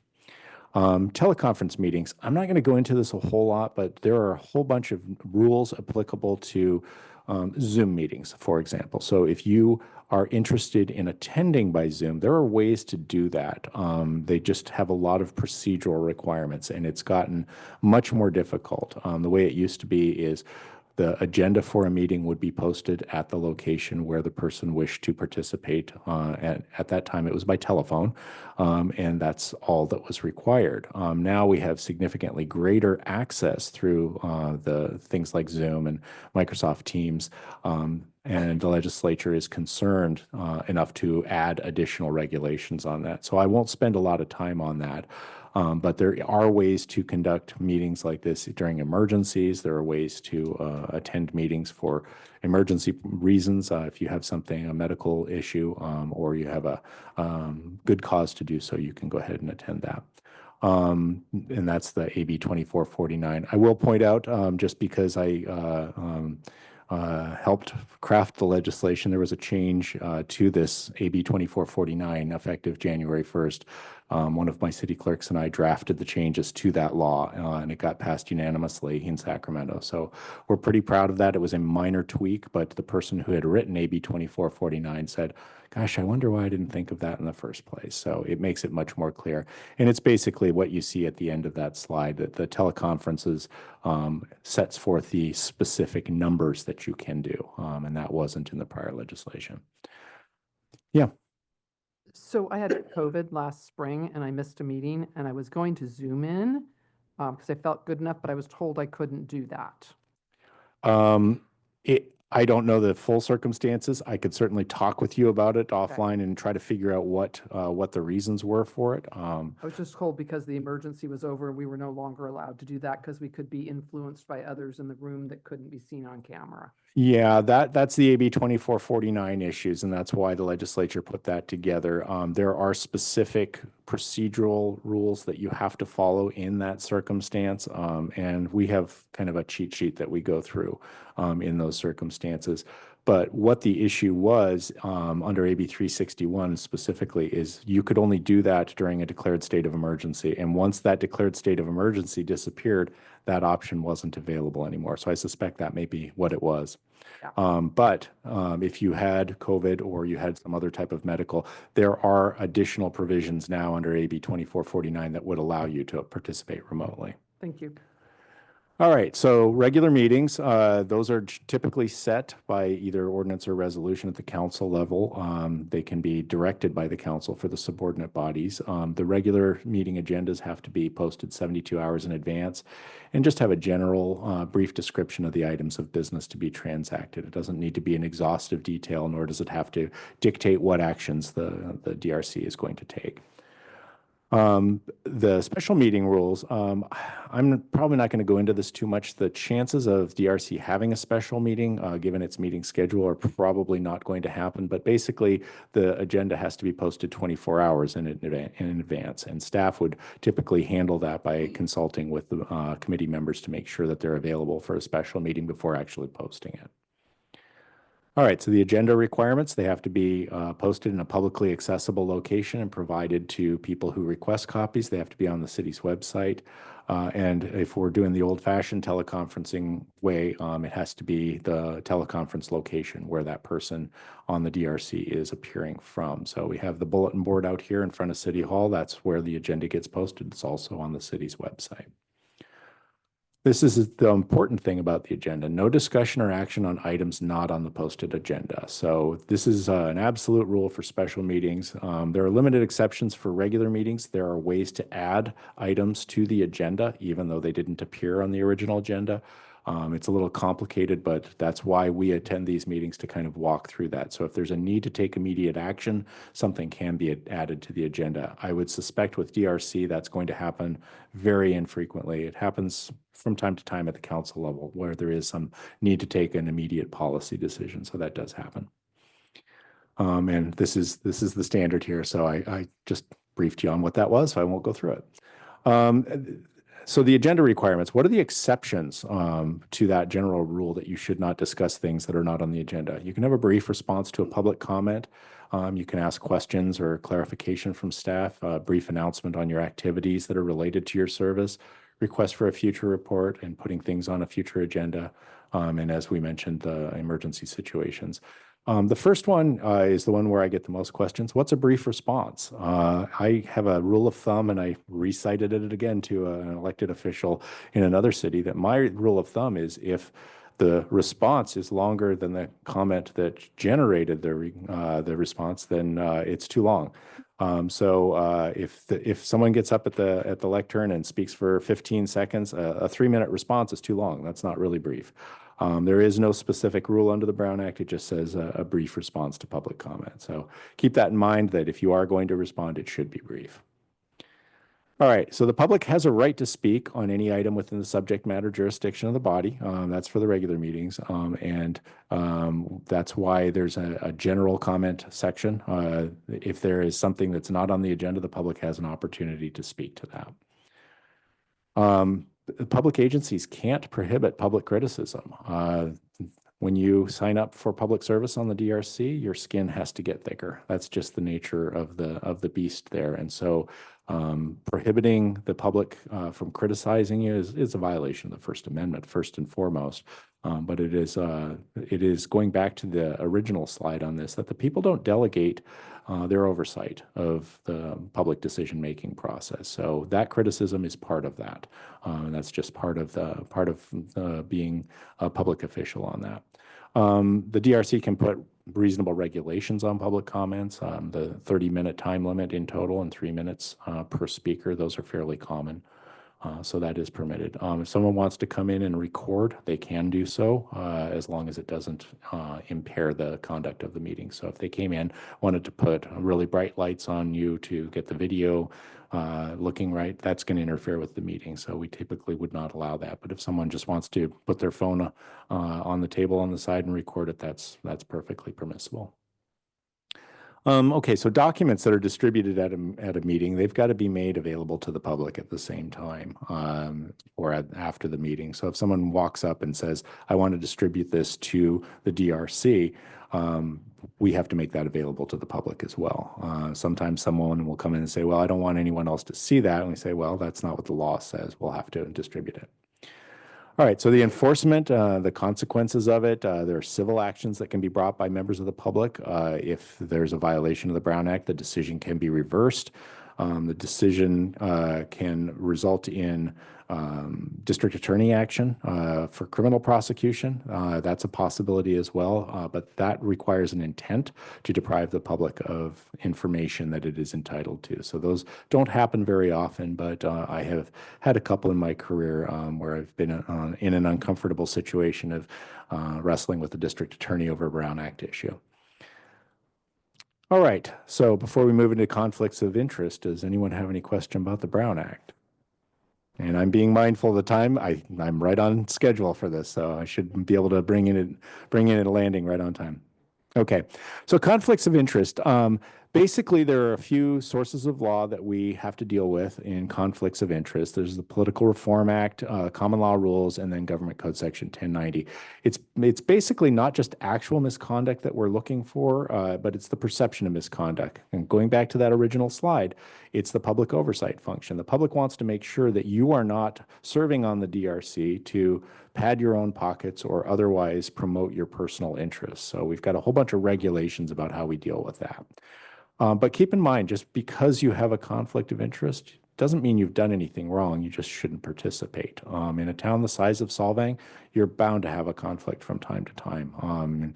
A city the size of Los Angeles, that might not happen as often, but that's one of the nice things about working and living in a smaller community is you are invested in the community. You have a personal stake in it. You just need to make sure that that personal stake doesn't come into your decision making. So this is the rule that you should keep in mind. The Political Reform Act prohibits public officials from making, participating in, or influencing a decision in which they have a reason to know they have a material financial interest. There are regulations that the FPPC puts out that go into each of those hash points there. So making, participating in, influencing a decision, those are all covered. What is a material financial interest? That's covered as well. I will say this, if there's a conflict of interest question, it is better to get advice early rather than in hindsight. So if you have a concern, please reach out to us and we'll try to help you through that. Because the FPPC, they are very diligent and well-funded, and they do go after violations pretty rigorously. So I won't go through this because I just mentioned it, but in any detail at least. But if it's reasonably foreseeable that the decision you're making will have a material financial effect on any of your financial interests that's different from the impact on the public generally, you shouldn't participate. So if you're making a decision about a property that is right next to your property and it could have a negative effect on your property value or a positive effect on your property value, that's the kind of thing you should be concerned about. I will frequently say that if it doesn't feel right for whatever reason, that's the time to start asking the questions. Do I have a conflict? Is there a reason I shouldn't vote on this? Because that gut feeling is there for a reason, and you can listen to that. So the materiality standards, so this is what we will look at for at least real property interests. We'll look at this 500-foot rule.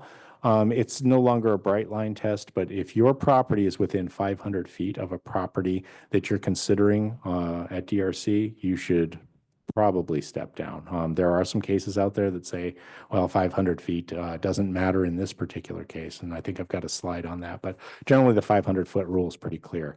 Between 500 and 1,000, we'll get into that in the next slide, and then 1,000 feet or more from your property, there's a rebuttable presumption that you don't have a financial interest in that. And staff can provide radius maps for your properties that will show you where you should be aware. excuse me. So the property between 500 and 1,000 feet, these are the things that you have to look at. If it affects the following aspects of your property, then you should probably step down. So development potential, income producing potential, and so on. Just keep in mind, if something's within 500 to 1,000 feet of your property, get advice. All right, so these are two examples that I mentioned. There was one where there was a pedestrian path that was going to be put within 500 feet of the mayor's residence. The FPPC said, yeah, there's not a conflict. That is so minor, it's not going to have an impact. And then there was a situation where there's a huge residential project more than 1,000 feet from the council member's residence, but voting on it would have a clear financial impact on that council member's residence. They said there was a conflict, even though it was outside 1,000 feet.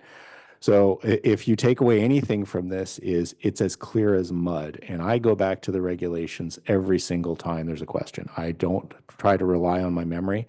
FPPC does change its regulations, so you should reach out if you have a question. All right, I won't go through these because these are very detailed analyses of what is the exceptions to the materiality standards. Those are covered in the regulations, and those are what we analyze when we look at a conflict. Public generally exception is good to know. If you're not being impacted any differently than the rest of the community, there may be a way for you to vote on it. There's also the rule of necessity. If a decision has to be made by DRC and it can't be made by anyone else, sign permits perhaps, and three of you have a conflict, we can bring one of you back to sit and make the decision even though you have a conflict. And we draw straws typically or other random selection process to do that. I've had a couple cities where that was a fairly regular occurrence at the city council meeting. And in one city, I actually had straws in my briefcase just for that city because it happened nearly every meeting. It was a very small town, a lot of property ownership by the council members, and they had to make the final decision. So it happens.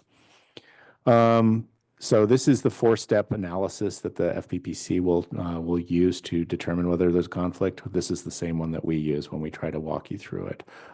So it's just basically, does the decision that you're making result in a reasonably foreseeable financial effect on one of your financial interests?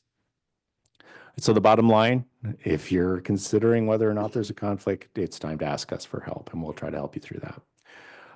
If you're disqualified, this goes to that making, participating, or influencing a decision. If you are stepping down because of a conflict, you shouldn't be making phone calls to the rest of the committee members saying, this is what I feel on this, because now you're trying to influence a decision. So you have an obligation when you have a conflict to step down, identify the nature of your conflict, and then leave the chambers altogether. There is an exception, however, for your personal interests. If you have your own property that is subject to DRC approval, then you can speak on that. Or if you have a business that's controlled, there's ways that you can do that. Again, though, if that comes up, please consult with us because we want to keep you out of trouble. You may have already gotten your Form 700 requirements. What this is it allows the public to see what your financial interests are so that they can determine whether or not you should be participating. It's, again, an oversight role. I have to do them. As a result of having to do them for many years, I keep my stock ownership very simple. I just do mutual funds, so I don't have to worry about it. But at one point, I was asked here in Solvang to review a lease for the Chalk Hill Verizon facility. And at that time, I held some Verizon stock. And I said, I don't feel comfortable doing that. So I had someone else review that. But that's the kind of conflict. Reality is it wasn't going to affect my Verizon stock value at all, but I just felt uncomfortable about it, so I didn't participate in that. How often do we do the Form 700? Yeah. Typically annually. Okay, I haven't gotten any notice about it. Have Yeah. the rest of you? Okay. Yeah, Yeah. Anna Marie is the keeper of the Form 700. Yep. Okay, so what are the filing obligations? Or I'm sorry, what are the other obligations you have? There's AB 1234, which is ethics training. That will be something that you'll need to do. And then there's sexual harassment training as well. Those have to be done. A lot of this can be done online, but it is a requirement. So what are the penalties? If for a violation of the Political Reform Act, there's the invalidation of the decision, very similar to the Brown Act. There's misdemeanor charges if the DA decides to charge it. And then there are fines and attorney's fees. I think the worst one, though, is the embarrassment, the personal and political embarrassment of making a decision that you clearly have a financial interest in. So if you need help, you can talk to your own legal counsel. I'd advise against that, and I'll tell you why in a second. You can seek advice from the FPPC. They will give you formal or informal advice. Get the formal advice. That's my advice on getting it, because informal advice doesn't insulate you against a charge from FPPC. Talking to your own legal counsel or even talking to me is a good touchstone, but I can't insulate you against an FPPC charge, and nor can your private attorney. Reliance on the advice of counsel does not work under the Political Reform Act. The only people who can insulate you against that is the FPPC itself. What we do is we help you craft a request for formal advice because we know what the FPPC is looking for. So if there's something that you really want to know whether you can vote on it or not, and it's unclear, we'll help you craft that. And if FPPC says, yes, you can vote, and you vote, then you're golden as long as it's formal advice. I did have a situation where a council member called for informal advice. They said, yeah, go ahead and vote. He voted. FPPC came back and said, yeah, you shouldn't have voted. And we'll fine you $3,000 instead of $5,000 because you did call for informal advice and we were wrong on the informal advice line. So yeah, so just be careful and get formal advice. All right, Levine Act, I'm going to rush through this pretty quickly. Just be careful about any contributions you may receive from someone that might affect your decisions. I don't think that happens much at DRC. It happens at the council level, but basically if someone receives greater than $500 in the prior 12 months, they're not supposed to be voting on that. Same kind of rules as you would have with the Political Reform Act, but the Levine Act was just recently applied to local entities. It has applied at the state level for many years, but they just started applying it to local government. I won't get into that because that's more at the city council level. Same kind of thing. This is just more Levine Act issues about returning the money, but you should be aware of it because I do know that sometimes DRC members will either become planning commissioners or sometimes even council members. So it's good to have at least the familiarity of it as you make your decisions in public service moving forward. You've got other conflict issues like common law conflicts. That's that pit of the stomach feeling where you think that there might be a problem, such as, oh, my brother-in-law has got a project before us. It's not really a legal conflict, but I don't really think I can treat him fairly because he's not the nicest person. Should probably step down from that one because then it's kind of a bias thing. By the same token, if you love your brother-in-law, it doesn't look so good if you're giving him everything that he's asked for as part of a project. And then there's Government Code Section 1090. That doesn't come up, but it basically prohibits a public agency member from being involved in a contract that they have approved in their official capacity. So those are the steps that you talk to for conflicts. And if in doubt, sit it out. Fair process. I'm not going to get into too much of this, but you have an obligation when you're sitting as the DRC to be fair. The applicants who come to you are entitled to due process. There are some reasons we do it the way we do it. It's to allow people to have a fair shake in making those decisions. So that's another reason why I'm here at these meetings, is to help you through those if there's questions on it. So that's the due process clause under the Fifth Amendment. And I'm gonna rush through it because I'm just about out of time here. I do want to talk about a little bit the Public Records Act. And basically, the Public Records Act allows members of the public to inspect public records. That's a pretty broad definition. Some things that you would think are not public records may be. So if you send a text message to someone who has talked to you about a project coming to the DRC and you do it on your personal phone, that's a public record, even though it's on your personal phone. So you may be asked at some point by Anna Marie to sign a declaration that you have searched your personal devices for emails or texts relating to the public's business. My advice is try to avoid using your cell phone for that if you can, but I know it happens because people's cell phones are typically the primary way they can communicate. The public records are not just text messages. They can be voicemails, they can be emails, they can be tweets, photos, videos, and actual paper. That's what it was originally intended to, but with technology, they've had to move forward and apply it to all manner of communication that relates to the public's business. And I mentioned this, avoid combining public and private if you can. If there are emails that are talking about business and you're sending it from your personal account may now be subject to disclosure under the Public Records Act. So just keep that in mind. I won't go into the exceptions because those are something that we deal with on our side, but there are exceptions to what can be disclosed under the Public Records Act. And then there's the balancing test that generally the courts will tip in favor of disclosure. So if we try to assert there's an exemption, courts don't like those and they will tell us, no, you probably should disclose. And with that, I'm a minute or two over. Sorry about that, but thank you for your attention and happy to answer any questions for those of you that remain. Thank you. Any questions? And I know Melissa Bates is now stepping out for a prior commitment. Thank you, Melissa. See you in March. All right, any questions of our attorney? Thank you, Dave. You're welcome. And I'm going to send this slide deck to Anna Marie for distribution to you all. So you'll have that. And if any of it generates any questions for you, feel free to reach out to me. Okay. And I Brady? just wanted to provide a couple of clarifications. Just because you send a text and then delete it doesn't mean that it is not subject to public records. And those things are discoverable with the proper software. So what I tell my staff is if you don't want to see it as the front page of the newspaper, don't send it. The other thing I wanted to point out, and early on in talking about the meetings, you can go and be all together and talking about NBA scores, but you have to think about what the public's going to see and think. So a lot of what you need to think about is the perception.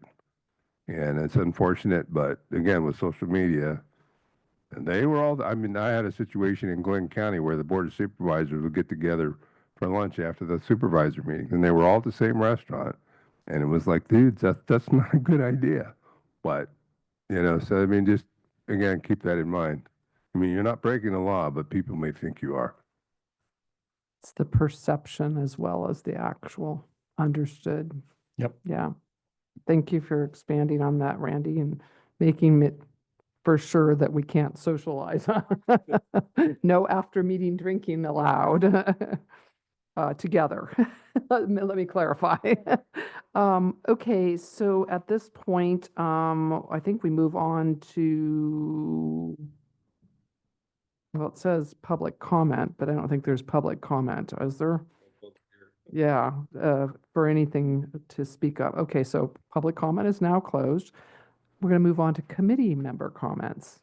Anybody have comments here? Okay, I just have a quick question. At the last meeting, which obviously didn't include anybody but me that's here tonight, there was a discussion about abandoned signs and coming back with some information about that. Just kind of circling back and putting the reminder. Yeah, we out can there. we can discuss that as part of our workshop. Yeah, That'd probably perfect. be the more appropriate. Yeah, part. yeah, not tonight, but just to kind of circle back on that. That's the only thing I had. Thank you for, I guess my comment would be, thank you for putting together the packet with the information, a lot of information. That was very good, especially considering there's new people. It's hard even when you've been doing this. So appreciate the thoroughness of the work of staff to put together the packet. Thank you. And then we go on to item 7, city staff comments. Well, thank you.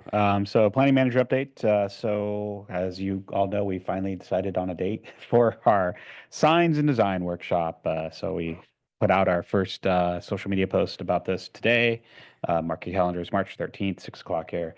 If you can't make it, I would encourage to meet with me separately. I'll go over what we're going to go over, and we're able to jot down your thoughts on how we're going to move forward. So essentially this item will focus on a few things. The first one is the objective design standards, and specifically what are we doing with them in terms of, there was a discussion at the council in regards to 6 particular properties, whether we want to keep them in the design district. These are all actually residential properties, or do we want to remove them?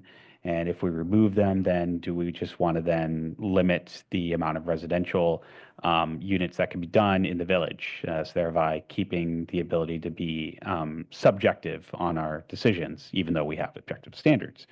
So you kind of got a taste of how the objective standards work when its items are subjective in terms of the commercial property this evening.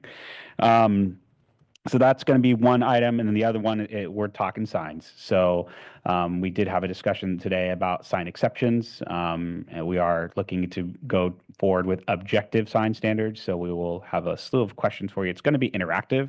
Bring your phone because we'll have some fun surveys.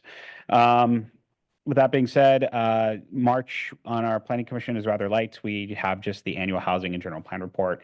It's very meaty on that. So that's our only item for the month of March. April will now have the item that was for you this evening. In other news, our Wildwood EIR contract was approved by the city council. So city staff will be meeting with our now internal project team, including RINCON at the beginning of March to kick off the environmental impact, or excuse me, the CEQA analysis and initial study. We currently received a pre-application for a new MRI room in addition at Cottage Hospital.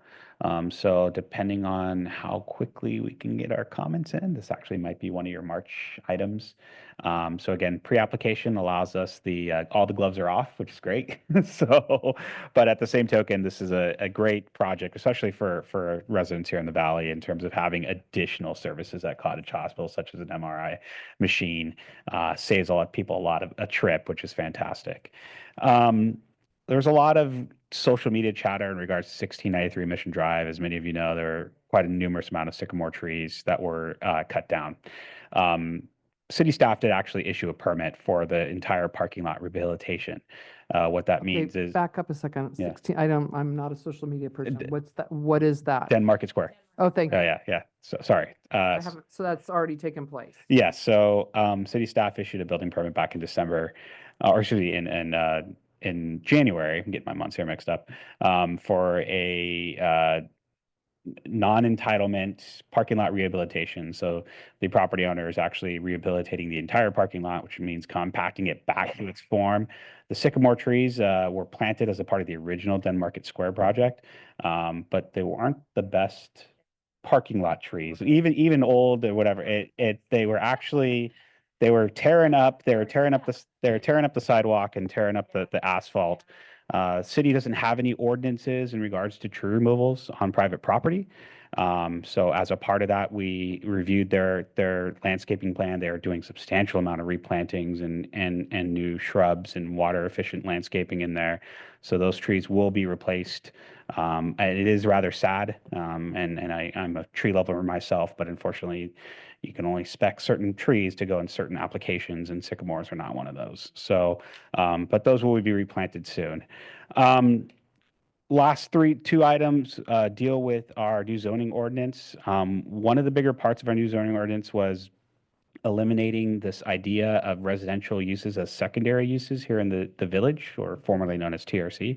So we had to go through some archaic computations and then figure out, is it less than 800 square feet? And if it is, it can be a unit, and it can't be. We kind of ditched all that. And so we basically said, we want to give our property owners flexibility here in the village. So we're advocating mixed use. Our general plan's advocating mixed use. So, commercial uses on the first floor, second and third floor and above can be residential. If you're horizontal, we want to see the commercial up front. And if you want to do residential uses in the back, fine by me. With that being said, in less than the 6 weeks this thing has been in place, city staff has received inquiries on 2 particular properties for a total of over 40 units to be converted of non-used commercial spaces and offices that have sat vacant for years into residential units. These were never envisioned by our arena numbers. These were never envisioned by our consultants from that worked on the general plan, but instead it was done by just brainstorming with the city manager and myself and others. So that is really good news because again, it gives our property owners the flexibility. Whether or not they become applications is a different story. Actually, one of them did become an application tonight. Thank you, Lisa. And finally, another property owner has also come forward with wanting to do a horizontal mixed use. So again, utilizing these spaces, we get credit for every single housing unit that's created, which is great. The property owners rehabilitate those spaces, which therefore causes their property taxes to go up and valuation to go up, which means we get more property taxes, which means we get more people in the village at a 24/7 clip, means hopefully more things are open later. It's and housing is provided. So it's a great what I call circle of life. And this was big time the intent of the general plan update. We worked really hard to look at the residential uses within the village mixed use. That's the right name, It right? very much was, and it was always a policy in the last two general plans, just never implemented. So we just implemented it.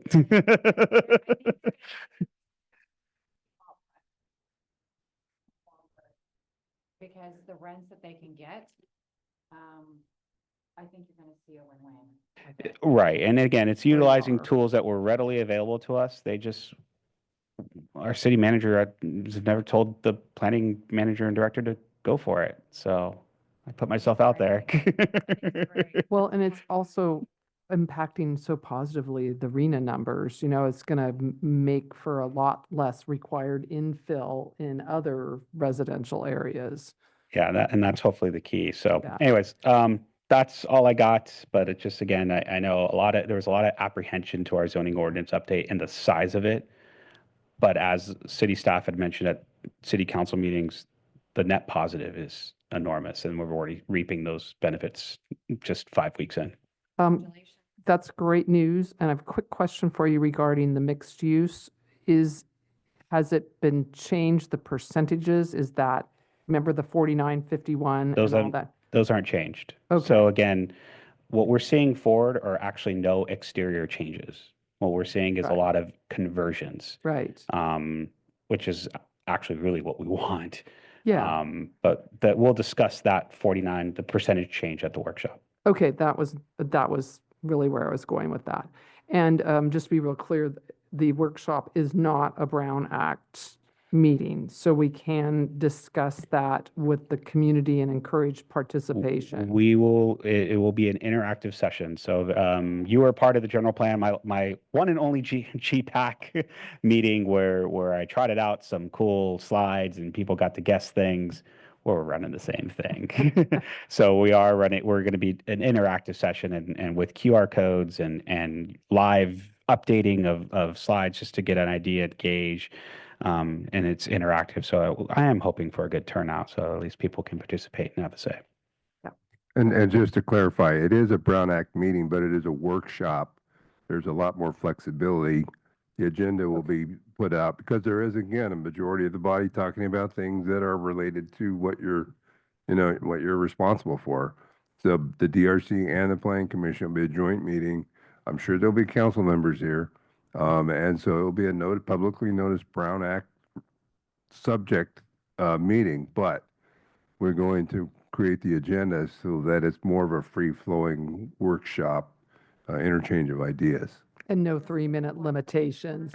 No, the three, yeah, that can be dispensed with. That's not a Brown Act requirement, Right. the 3 minutes. Yeah.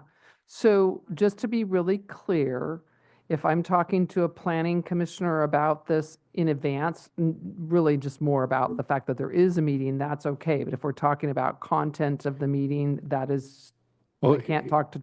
Here's the thing, the planning commission is not this body. So Right. you It could, doesn't matter. it does matter Perception. in the sense of if you talk to 3 planning commissioners about something and you say, I'm really excited about this change or this option, you could be the hub in that wheel, because now you're communicating and you're not the one that's going to get in trouble in that situation. It's the planning commissioners that will get into Oh, trouble. so it's okay. No. By the same token, if you have one planning commissioner speaking to three of you about something, that planning commissioner is not going to be the one that gets in trouble. It's going to be you that get in trouble for that. So just keep that in the back of your mind. Yeah, it's more about encouraging participation rather than content. Yeah, and that's outside the meeting. If you're doing it inside the meeting and it's been agendized, it's great. That's what a workshop is. Yeah, And the agenda itself and the staff report, actually, it's going to be pretty light. Because again, the idea is to present items so that we actually have a very free flow conversation and get the feedback that we need to move forward, whether it be signs or stay put with the objective standards and refine those through other manners, which we've sort of discussed earlier. Okay, thank you. All right, any other staff comments? Okay, it is 7:16 and we are adjourned. Thank you.